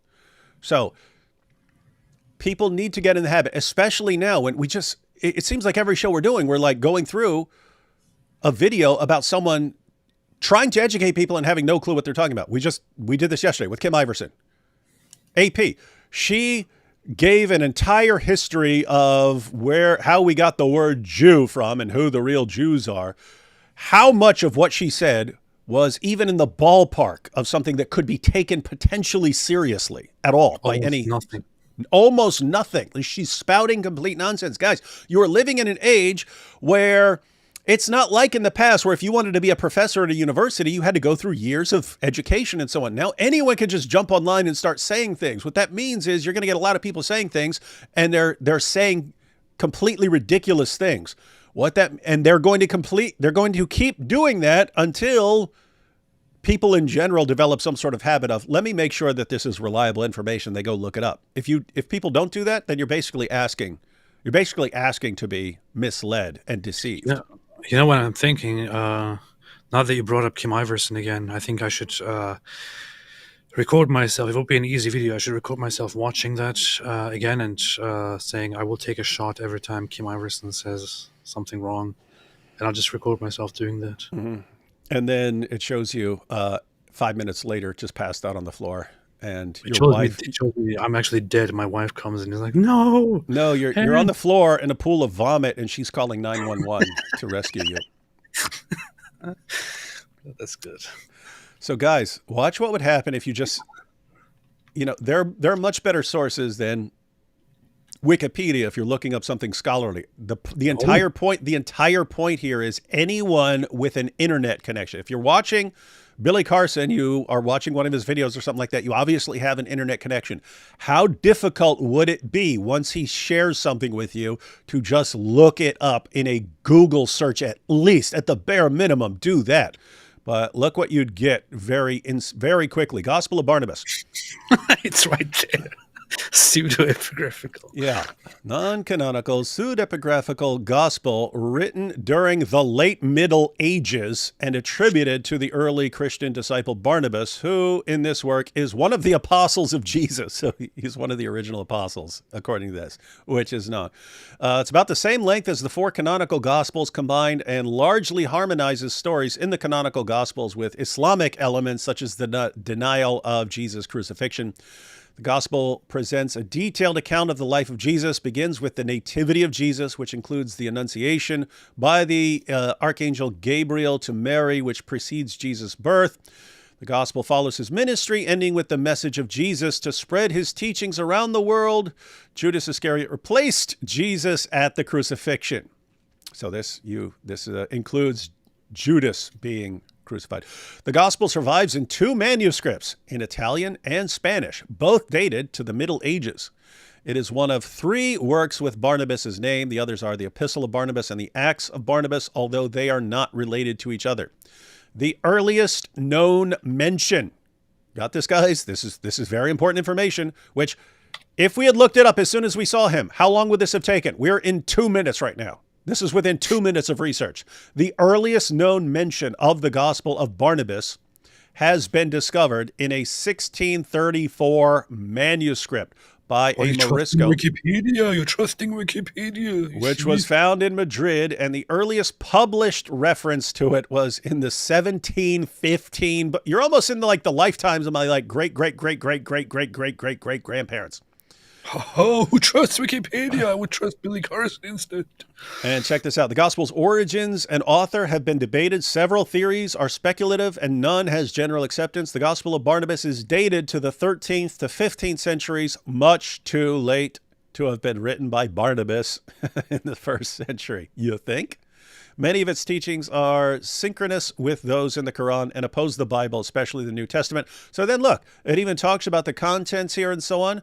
It talks about the textual history, goes into more detail, and look, all these little notes. So even if you don't trust Wikipedia, it's sending you to the other sources for all these things. It's got the manuscripts, right? And then look, and then it goes into detail about the Italian manuscript. And then it goes into detail about the Spanish manuscript. And then you have suggestions about a Syriac copy, authorship, and you know origin. who wrote the Spanish manuscript? You know who wrote the Spanish manuscript? The SNS. Hey, look. This is the Syriac version. That's the one where they said they found the earliest Bible and so on.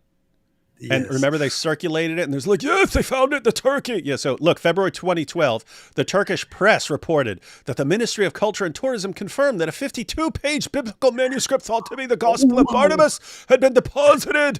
The manuscript was reportedly found in Cyprus in 2000 in a police anti-smuggling operation and had been in police repository. I've heard from Muslims hundreds of times who told me, yes, we found the Bible, we found the earliest Bible. And that worked until people who could actually read looked at the cover. Photographs of a cover page were widely published on which, and Muslims circulated it, they couldn't actually read it. Photographs of a cover page were widely published on which can be read an inscription in a Neo-Aramaic hand. In the name of our Lord, this book is written on the hands of the monks at the high monastery in Nineveh in the 1500th year of our Lord. It's the earliest one, 1,500 years after. It's so stupid. This is so stupid, guys. And this was one of their main arguments in the 1990s. Okay, just wanted to glance through that. If you kept scrolling down, what did Wes do? He gave some examples of internal evidence. So he pointed out that, hey, our only manuscripts and so on show that this is a very late document. But even if you want to say this is a hypothetical, well, maybe we just lost all copies and they all somehow perished or something like that, all the early copies. Then you look at internal evidence of when this is written. And look, you have an entire section here, anachronisms and factual errors. So let's see what kind of things we have here. In chapter 3, Pontius Pilate is said to have governed Judea, and Annas and Caiaphas were the high priests when Jesus was born. Annas became high priest in AD 6, and his son-in-law Caiaphas succeeded him in AD 18. Pilate did not become procurator until AD 26 to 27. Beast. So, guys, Pontius Pilate is supposedly the ruler when Jesus is born. This is not a person who had any clue what he's talking about. Chapter 15, during the first year of Jesus' ministry, it is said that the Feast of Tabernacles was near. In chapter 30, the author writes of the Synophagia, which would also take place that year. They're the same thing. In chapters 20 to 21, said that Jesus and his disciples arrived in Nazareth after embarking on the Sea of Galilee and went up to Capernaum. Capernaum was on the shore and Nazareth more than 15 miles inland. You catch that? So, hey, we're on the Sea of Galilee. Where do we go? We'll stop at Nazareth, and then we'll go up to Capernaum. No, you would have stopped at Capernaum and then gone up to Nazareth. So they're getting completely backwards. This person who doesn't know basic geography that you could get with any map in the back of your Bible. In chapters 42 and 96, Jesus said, I am not the Messiah, even though he's called the Christ. The authors appear to not realize that the Greek Christ and the Hebrew Messiah are synonymous. Both mean the anointed one. Chapter 63, Nineveh is described as near the Mediterranean Sea. It was 400 miles away in Mesopotamia. Chapter 65, Jesus is said to go to the Probatica pool. According to the author, it is so called because the angel of God every day troubled the water, and whosoever first entered the water after its movement was cured of every kind of infirmity. Probaticae, Greek for the Aramaic Bethesda, means of the sheep. Chapter 82, it is said that the Jubilee, this is one that Wes brought up. Chapter 82, it is said that a jubilee occurs every 100 years. The Jewish jubilee is every 50 years. Pope Boniface VIII proclaimed 1300 as the first Christian jubilee, and the next jubilee would take place 100 years later. In chapter 99, Tyre is said to be near the Jordan River. It's more than 30 miles away. Chapter 144, the word Pharisee is said to mean seeking God. Derived from the Hebrew, it means separated. In the next chapter, this goes on. Do you seriously think this comes from a first century Jewish apostle of Jesus? Of course, Billy Carson says so.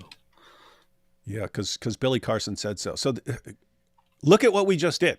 We spent, 10 minutes? And I mean, all you needed was like the first 2 minutes to raise some serious questions. But then the point is, this is not difficult. This is not difficult. Everyone needs to be in this habit of, wait, you just said what? Okay, I'm not familiar with that. So instead of just believing what you say, I'm going to go check out what you say. I'm going to look it up. If you had enough people, if 5% of Billy's followers were doing that, were looking up what he said, he would not be able to go around spouting this complete nonsense all the time. But it's not fun to do that. It's fun to just listen. Super fun. It's super fun and based. Super fun and based. All right. We'll take a couple of super chats, and then we're just going to watch. There's another little section. There's the whole debate. I have the link in the description box, but we're just going to go through this part. Finish the point about the gospel of Jesus' wife, which proves that Jesus was married to an alien, something like that. Yeah, I think it was it a weird? Yeah, I think, this was a weird late forgery as well. I think I recall hearing about this around the time of the Da Vinci Code, when everyone started talking about all these other sources. But yeah, I don't remember. I remember hearing about this and looking into it briefly, and but we'll check this out. Take a couple of super chats.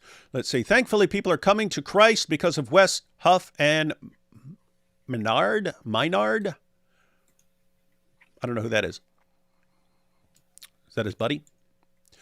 I just laughed so hard I fell on top of my computer, at which point I smashed my finger, and then my girlfriend called 911. Mark is wee Todd and doo-dooed his pants multiple times in this interview. Nice. Who's Mark? The guy? I don't know. Is that the moderator? Mod is a total nerd. Guys, why are you talking about the moderator? He's high. Don't blame him. Oh, here's another one. Mark is Dimmy material. Okay, so I guess that's. Oh, hi, Mark. Oh, hi, Mark. Imagine having a 35 IQ and marrying a Muslim. It's all over, little bro. Why is everyone? He seems nice, and he is listening to people. So, it's not like he's being a jerk and talking trash about everyone and stuff. That'd be different. Let's see. Had a black Muslim say the left shoulder Muslim stuff was false and said it was debunked by a scholar, but couldn't give any sources. Yeah. Ask for some sources when people are saying stuff. What do you mean sources? Sources are... What's the source? What's the source? The source is my brain. Have you heard of the new Muslim rock band, Houthi and the Blowfish? Their new song, I Hope That I Don't Fall in Love with Jews. I hope I don't fall in love with Jews is really good. That makes sense. That seems like a legit parody that someone could do. That would be funny. Jesus was an alien. I'm Caucasian. Another fun word is Elilim, which refers to foreign divinities and idols in a mocking fashion, just FYI. Oh man, Wes is such a gentleman. Life goals. It is. That's a good... It's one thing if you're talking to someone and they're blasting away with insults and so on, and then you have to decide, what do I want to do? Do I want to keep the same level of rhetoric? Do I want to be nice here? But he crushed that. Based on what I've seen so far, he's crushing it in every possible way. Like he's doing everything right as far as that. He's being an amazing person, being so nice and polite and just good. I mean, he could be there and he could just he could destroy and, with all satisfaction, humiliate the guy. But that's obviously not who he is. He has a good attitude and is doing a very, very fantastic job, and that's what kept this going. And I don't know. Honestly, I haven't seen anything except this from him. I love the guy by now. Yeah, very powerful. He's what you'd call the total package of an awesome Christian debater. Now, this may not work so well if I'm trying to think. There's always. You could have people who they were being kind of friendly and not like shouting each other down, but there's a question of, would you be able to use this method and be nice if the other guy was jumping in on you and shouting you down and stuff like this? Would you have to adapt and so on? But as far as that is concerned, he's totally nailing it, and we will. I'm going to watch the rest of the debate. We'll see if there's anything else in there we want to discuss, but also we're interested in some of his responses to Islam. So we'll see how that get. We'll see how his responses to Islam are. Born in Pakistan. We're going to see. AP, the word you might want, Billy Carson, is condescending. Is that the word you were looking for?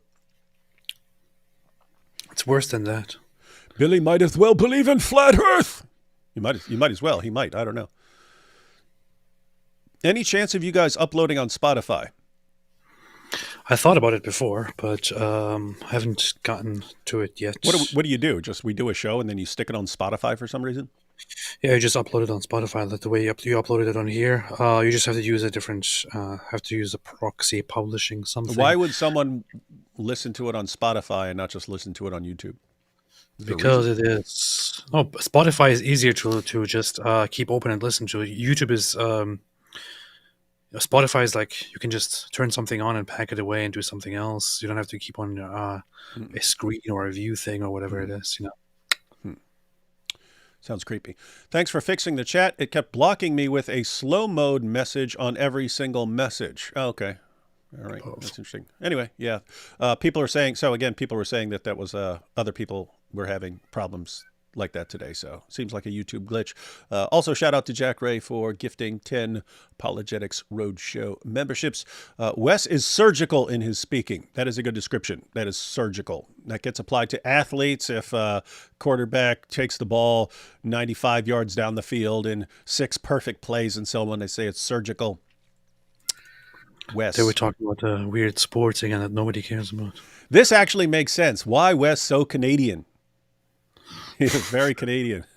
The only thing he's missing is just some A in there. You know what I mean? Yeah. Like, so this is P66, eh?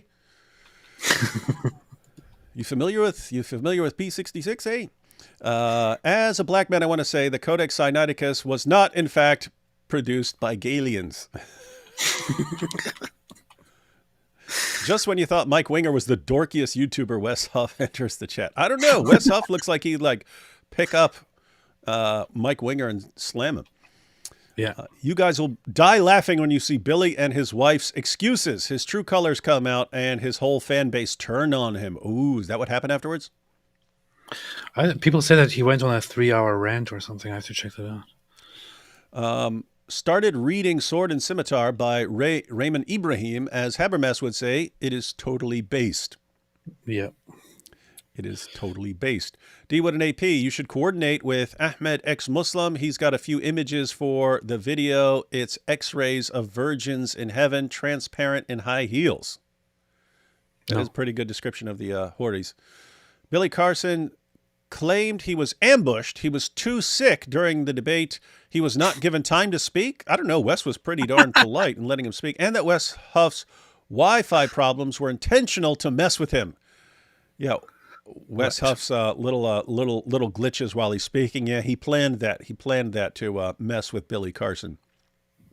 Where's the episode of where's him talking about this and ranting about this? I really want to see that. Probably on his stuff. Thank you for getting me through this 600 kilometer drive. Loving watching this pompous person getting schooled. I was talking about you. David, why does Sneeko want to nuke Gaza? No, he said he would in exchange for what's that girl's name? Brett Cooper. Brett Cooper doing a splits on him. He said he would nuke Gaza. The Proof and explanation is in the name. Barnabas, Jesus went to Sinai instantly and sailed to Nazareth with ancient alien Uber called Al-Barak. You'd have to have something like Barak to be getting around the way the apostles were in the Gospel of Barnabas. You should see the clip where Billy claims to be the foremost expert on ancient documents in the world. Is that in this debate or is that in one of his other videos? Because that would be funny if he claims to be the foremost expert on ancient documents in the world. He's talking to a scholar of ancient documents. Billy Carson doesn't want you to watch this. Billy's best friend exposes the scumbag that he is. Anton is who set up the Wes debate. Okay, so I'm going to screenshot that name. You catch this, AP? You wanted to find out stuff afterwards. Anton was It's Billy's best friend exposed him for this, and he's the one who set him up with this debate. The Brandalorian says, just proves people need to inform themselves, not just blindly trust people. Yeah, again, guys, this is, I mean, you always had like weird cult leaders, and it was always, people were always able to deceive other people and so on. It's just way easier for a deceiver to get a big audience right now because of the internet age, which means people need to dial up their ability to spot nonsense.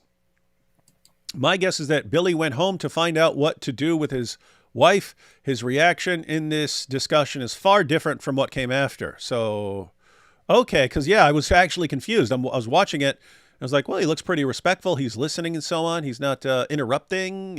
He's accepting correction. Everyone's like, he had a total meltdown. So he had a meltdown afterwards. Watching a white man destroy a black man and his credibility. What a sick world. This is very racist. And matter of fact, if I were Billy Carson, I would have pulled the race card. I've been like, look, white man. You see the white man talking to me like he owns me? I would have done something like that. Would have been smart. A Muslim told me that I, as an Ashkenazi Jew, am cursed because my ancestors worshiping the golden calf, and also that I'm a fake Khazari Jew. Do you believe what that Muslim tells you? Is that Muslim a reliable source of information on what you are? What is his field of expertise? Mateo, fun fact, Billy made a 3-hour rant vid on how he was sick and set up into a trap, then took it down. Did Wes nuke Billy? Wow. I'm looking Wes into this. Use a tactical nuke? I'm looking into this history now. It's so bad. Wow, man. Isn't it He crazy? angrily went on a rant, but wow. We weren't even interested. We weren't even interested in all this until like 1,000 years later when someone says something and I have to look it up. And it's like, oh, this is actually really interesting stuff. We should have been following this from the beginning, man. Where can I get ancient manuscript mug merch? You could check around, but I've seen that multiple times, especially like P52 and so on. People have the little manuscript on a mug. Billy went on a 3-hour live stream rant after his debate, calling it fake. People in his comments were calling him unhinged. He lost a lot of followers, and that's got to suck. Yeah, so guys, if you're a professional deceiver who misleads people, and that's how you make your living, don't step on stage with Wes Huff. Don't do it. The Gospel of Barney is a metaphysical matter. That's what he should have said. Should have had Fareed help you out. The Bible is a lie. We all just came from aliens. That's good. That's true. Oh, we came from aliens. There are people who love lies. Let them be given over to deception. Others are genuinely seeking the truth, but for whatever reason are easily manipulated. That's why this expose is so important.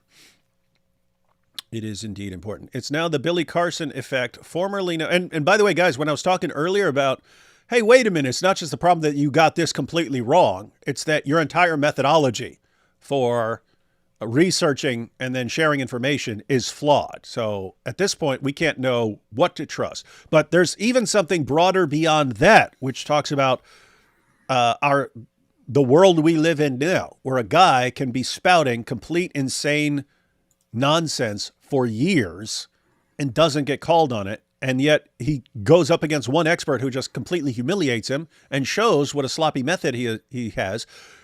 There's lots of these people, guys. There's lots of these people in every area. They're online. They have huge followings and they're saying the most insane things imaginable and they keep getting away with it. So we have a global problem with humanity and society right now that we need to do something about. because this is bad. As a new Christian struggling to stay inspired, Wes has renewed my desire to keep learning. Super exciting. That's cool. That's good. And if you haven't told Wes that, you should probably tell him that, because that would be encouraging for him. I just saw that Billy Carson did an interview on Valuetainment's YouTube channel talking about how God is a mistranslation. His claims were sus. I bet they were. AP, God Logic did a live reacting to Billy's rant. You might have to watch it there because Billy deleted it from his channel. Man. Oh, so we can't watch the rant on Billy's channel anymore because Billy took it down, but God Logic reacted to it, so we'd have to watch God Logic's reaction to see what Billy said. Okay, that's good to know. He deleted the rant. You can watch reaction vids. Ow, so the reaction didn't... So his rant didn't go the way he thought. People, it just made him look worse, and people exposed him for it, and then he changed it. Good to know. I haven't even read the Gospel of Barnabas, and it already sounds like it was written by a Muslim attempting to discredit the Gospel's message. That was there's no agreed upon theory because they don't know who wrote it. They don't know. It just claims to be written by Barnabas. So it's either like written by a troll or written by someone from some weird hybrid sect that we don't know about, or the hypothesis, the theory that I remember from like 20 some years ago was that it was written by an apostate Christian who had converted to Islam, but still didn't know enough about Islam to even get the Islamic claims right. Like still didn't know that that Jesus is the Messiah according to Islam, but didn't understand basic things. And so we may actually never know because there's not enough to go on. When I click on AP's channel, it says channel not available. Guess Malaysia is blocking AP. Yeah, Malaysia has blocked my channel, has made an application to YouTube to block my channel, and YouTube accepted it. So in Malaysia, you cannot access my channel page. You can still watch my videos because that's the only thing they can do. They can block the channel page from popping up, but they cannot block videos unless they are individually blocked. So Malaysia is blocked, yeah.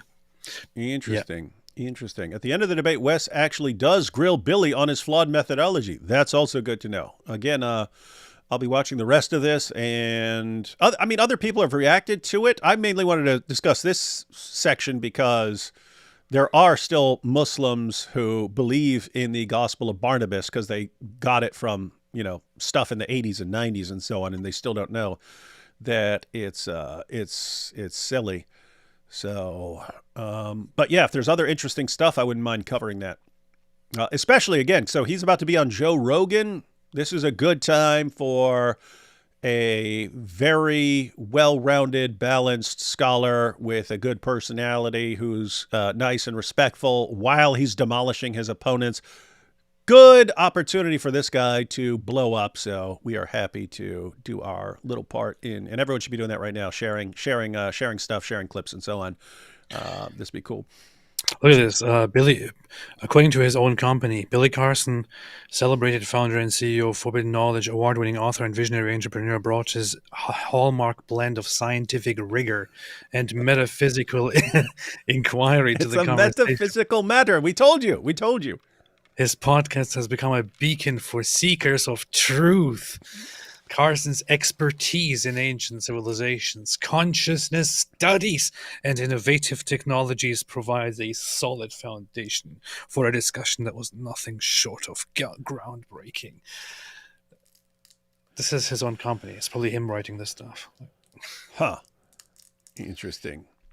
Wow.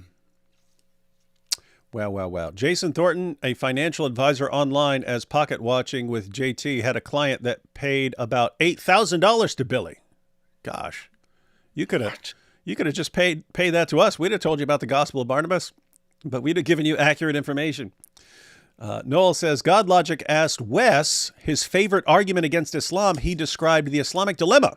You should get him on, but I hear he's super busy. Yeah, I wouldn't even ask him right now. I know he's popular and it'd be good, and a show would blow up if you have him on right now because he's popular. But I'm guessing he's extremely busy right now.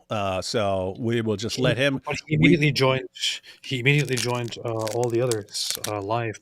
when they asked. Well, they him. jumped So, on they jumped on it while it was snowballing. So it is snowballed. I mean, you could still ask him. You could message him, say, "Hey, want to jump on a show with us?" you should ask him. You should invite him. You should have him on your channel.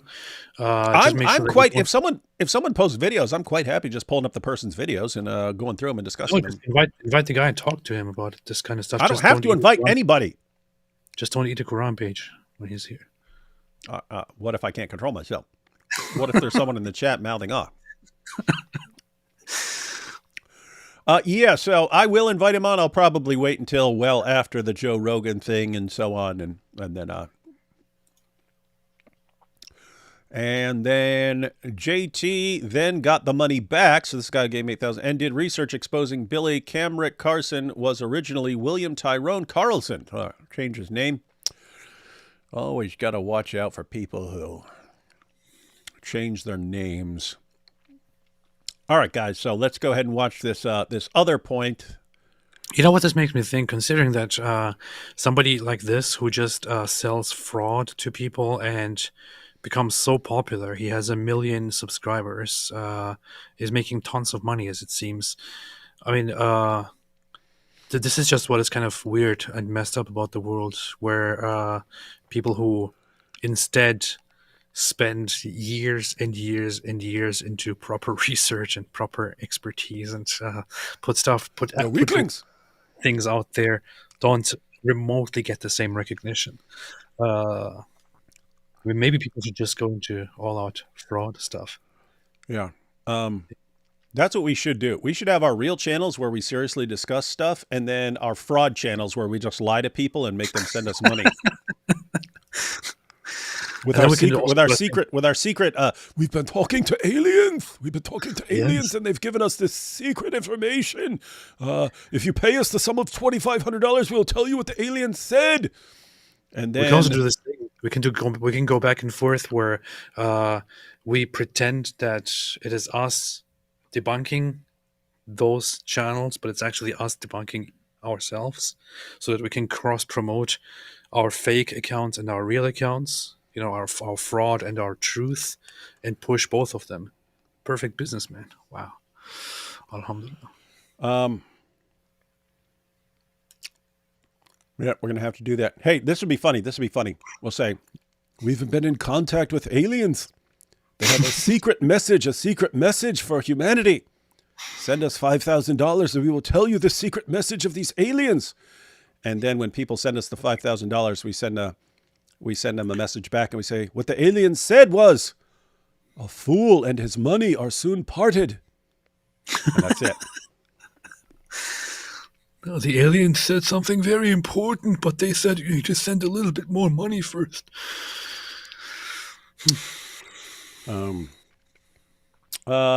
Billy Carson's wife went live the same night saying he gets paid $50,000 for speaking and almost used the race card. She was wacko. Vocab has tons of this stuff. So you can't correct Billy Carson. He gets paid $50,000 to speak. See, that's what I mean. His wife is apparently modeling, offering life advice, and Smart. also selling things like healing things. You should. Oh yeah. Like you buy these crystals for $10,000, it will give you power to be as awesome as Billy Carson. You should send Wes a Billy Carson tears mug. See, that's the thing. He seems too nice to use something like that. And it's good. Let us be mean. We'll be mean. It's good to have different approaches. Wes's site has an article, if the Quran is true, it's false. That sounds like that's some Islamic dilemma type stuff. Yeah. We might check that out. Sinai Bible is older than the KJV, then proceeds to quote the KJV, ye are gods, like how Mormon reads ye are gods and get your own planet. It's fun. And you can pull up his mugshot from a fraud charge. Oh, so this guy's been involved in fraud before. Good signs all around. Hats off to Wes Huff for exposing a You false can always teacher. trust somebody who has fraud charges. All right, let's see this next point, and then we'll wrap it up. Testament a little bit and leading up into the new. Well, hold on, because do you mind if I address the Gospel of Jesus' wife? Sure, go ahead. What was her name? Yeah, I'm like trying to write notes like I know what I'm doing. Yeah, what's her I'm name? just What's curious. Jesus? So the Gospel of Jesus' wife Jesus' doesn't wife's actually name? mention. So oftentimes what happens is that the text of the Gospel of Jesus' wife is kind of paralleled with the Gospel of Philip, which mentions that that Jesus would kiss Mary Magdalene on the mouth. And so those are kind of used in parallel to kind of for this argument that Jesus was married. So the Gospel of Jesus' wife is in the Harvard Library. However, the reason we know it's also not legitimate is because even though the manuscript, the papyrus that it's on, was carbon dated to the 4th century, the text was actually copied from a PDF version of the Gospel of Thomas known as Grandin's Interlinear. And there was a mistake in the Coptic text of Grandin's Interlinear that was copied into the Gospel of Jesus' wife. So we know that this is not a legitimate document, even though the papyrus is ancient, and this happens a lot with forgeries. I have a couple of friends who have actually worked on projects that have revealed forgeries within Dead Sea Scroll manuscripts and within other ancient Christian papyri. But the reason why we know the Gospel of Jesus' wife, and that Karen King, who kind of vouched for it and she lost a lot of credibility, unfortunately, for her, and she's admitted that it's a fake as well, was because we can tie it directly to not copying from an ancient text, but actually copying from an online version of the Gospel of Thomas in a PDF form. And the mistake on that PDF form was copied into the text that was borrowed in the phraseology of Jesus' wife. So Guys, so if you want to, there's a parallel with like the Gospel of Barnabas. So someone comes up to you and says, I've got this Gospel of Barnabas. And then you see year of Jubilee is every 100 years or something like that. That tells you, okay, this obviously isn't from the ancient world. This happened after other things happened. If someone makes a forgery and you're trying to, but keep in mind, you have people who make good forgeries. If you're looking at a forgery, I know, especially if it's done by someone who knows what they're doing, how do you know it's a forgery if it's really well done? Well, imagine there's a mistake in there, and it's the same mistake that's in an online PDF file of something else where they not had to be confused with pedophile. Yeah, not to be confused with the Dawa guys. Then you can actually, it's like, wait a minute, there's a mistake right here in this supposed manuscript. Oh, wait a minute, it's the exact same mistake that's in this PDF file. Oh, wait a minute, this is an obvious forgery. So he's exposing this document, but let's let Wes continue cooking. Just point that out is, once again, with our sourcing, I think we need to make sure that we're going towards not just early sources, but actually credible sources. And unfortunately, neither the Gospel of Barnabas nor the Gospel of Jesus' wife are credible sources in terms of actually, and agreed upon by not just the vast majority of scholarship, but I don't know anybody in the field of papyrology, paleography, historiography, who actually refers to these documents as being legitimate. That's fair enough. I can respect that. So let's go into the Old Testament. So fair enough. I can respect that. So there goes your other evidence. Wow, man. Isn't that crazy? I mean, he's making 2 points. One's about Jesus' wife and one's about Jesus not being crucified. He's apparently been using these things for years. He finally talks to someone who knows what he's talking about, completely demolishes everything this guy's been claiming, and then, oh, okay, cool. Thank you for that. Let's move on. And Wow. keep in mind why, because I was thinking, oh, okay, he's open to correction. People are saying, no, he's not open to correction. He just wanted to continue, which also makes sense. It's, I have no clue what I'm talking about. This guy does. If I challenge him on this, it's just going to look worse. It's going to look way worse if I know you're wrong. The Gospel of Barnabas is reliable. This guy's obviously going to destroy me, so let's move on. Wow. Man. Wild stuff. Oh, baby, it's a wild world.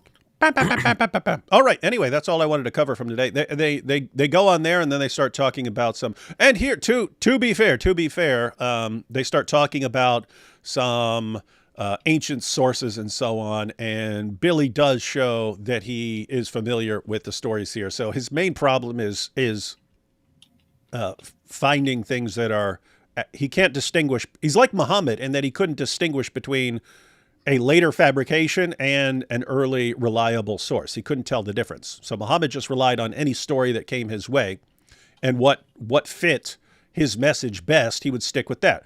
That sounds like Billy Carson. There's tons of sources out there. Whichever ones are confirming something he wants to believe, he goes with those, and has apparently no ability whatsoever to check the reliability of these sources. So what you don't want to do, and this is Kim Iverson, this is Candace Owens, this is Billy Carson, this is a lot of the Dawa guys. You have a lot of people saying things that would be very easy to refute if you just look them up, and none of their fans will ever look them up. So you have to do it for them. You have to do it for them and then show them. And you're looking for some threshold number or percentage of people who are ready to correct you when you say something that's false. You're looking for some threshold. There's got to be some threshold where you're getting called on it too much, so you stop and you decide to be more careful. People need to be more careful.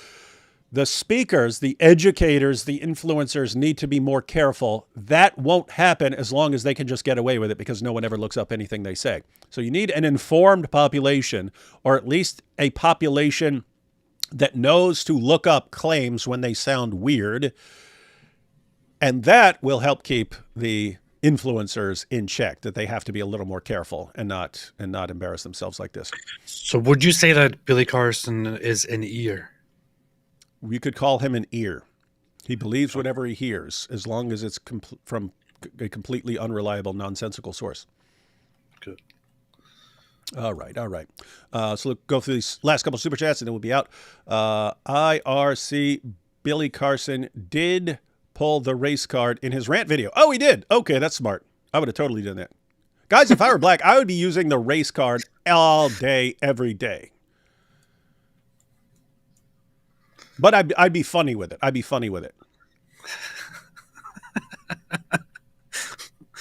Anytime any white guy tried to go, oh, you see the white man? You see the white man here trying to correct me? I'd have to use that. Just use it as a white person, man. That would be funny. Oh, I guess it's just really cool to talk to white people like this now. Stream idea: David E. Taylor scam cult in Florida. No, we're not terribly interested in the cults and so on. Just because we talked about this before, that if you try to do too many different topics, you're not going to be very good at addressing them all. Some people can, I can't. I got to kind of stick with a couple topics, or I'm terrible. Fair enough. Fair enough. Fair enough. I'm retarded.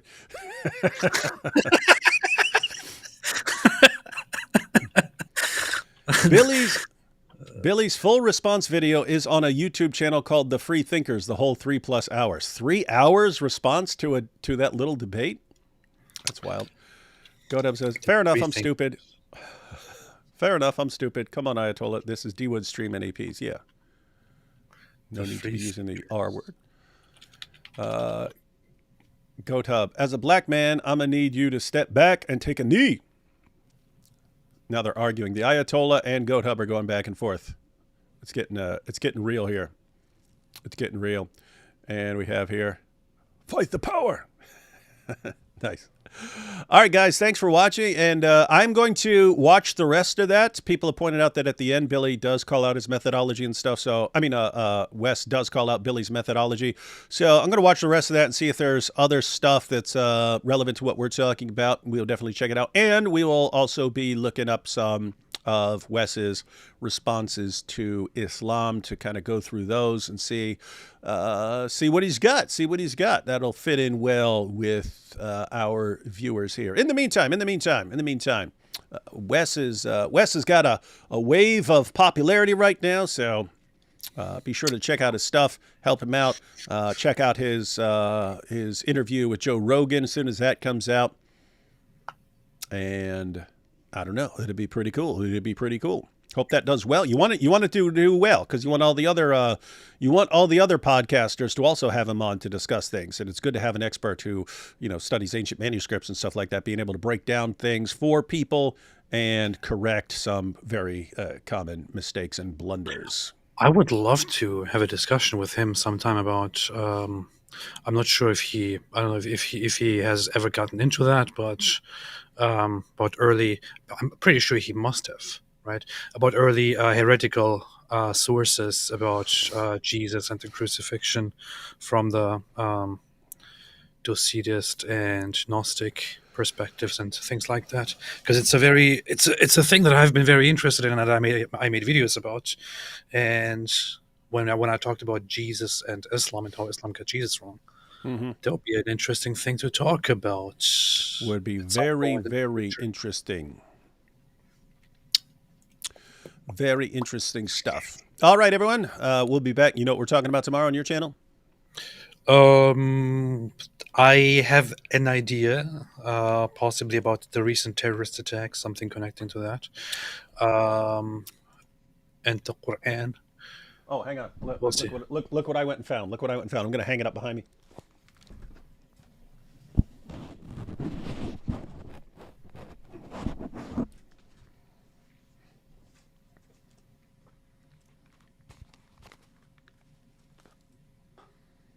I went and found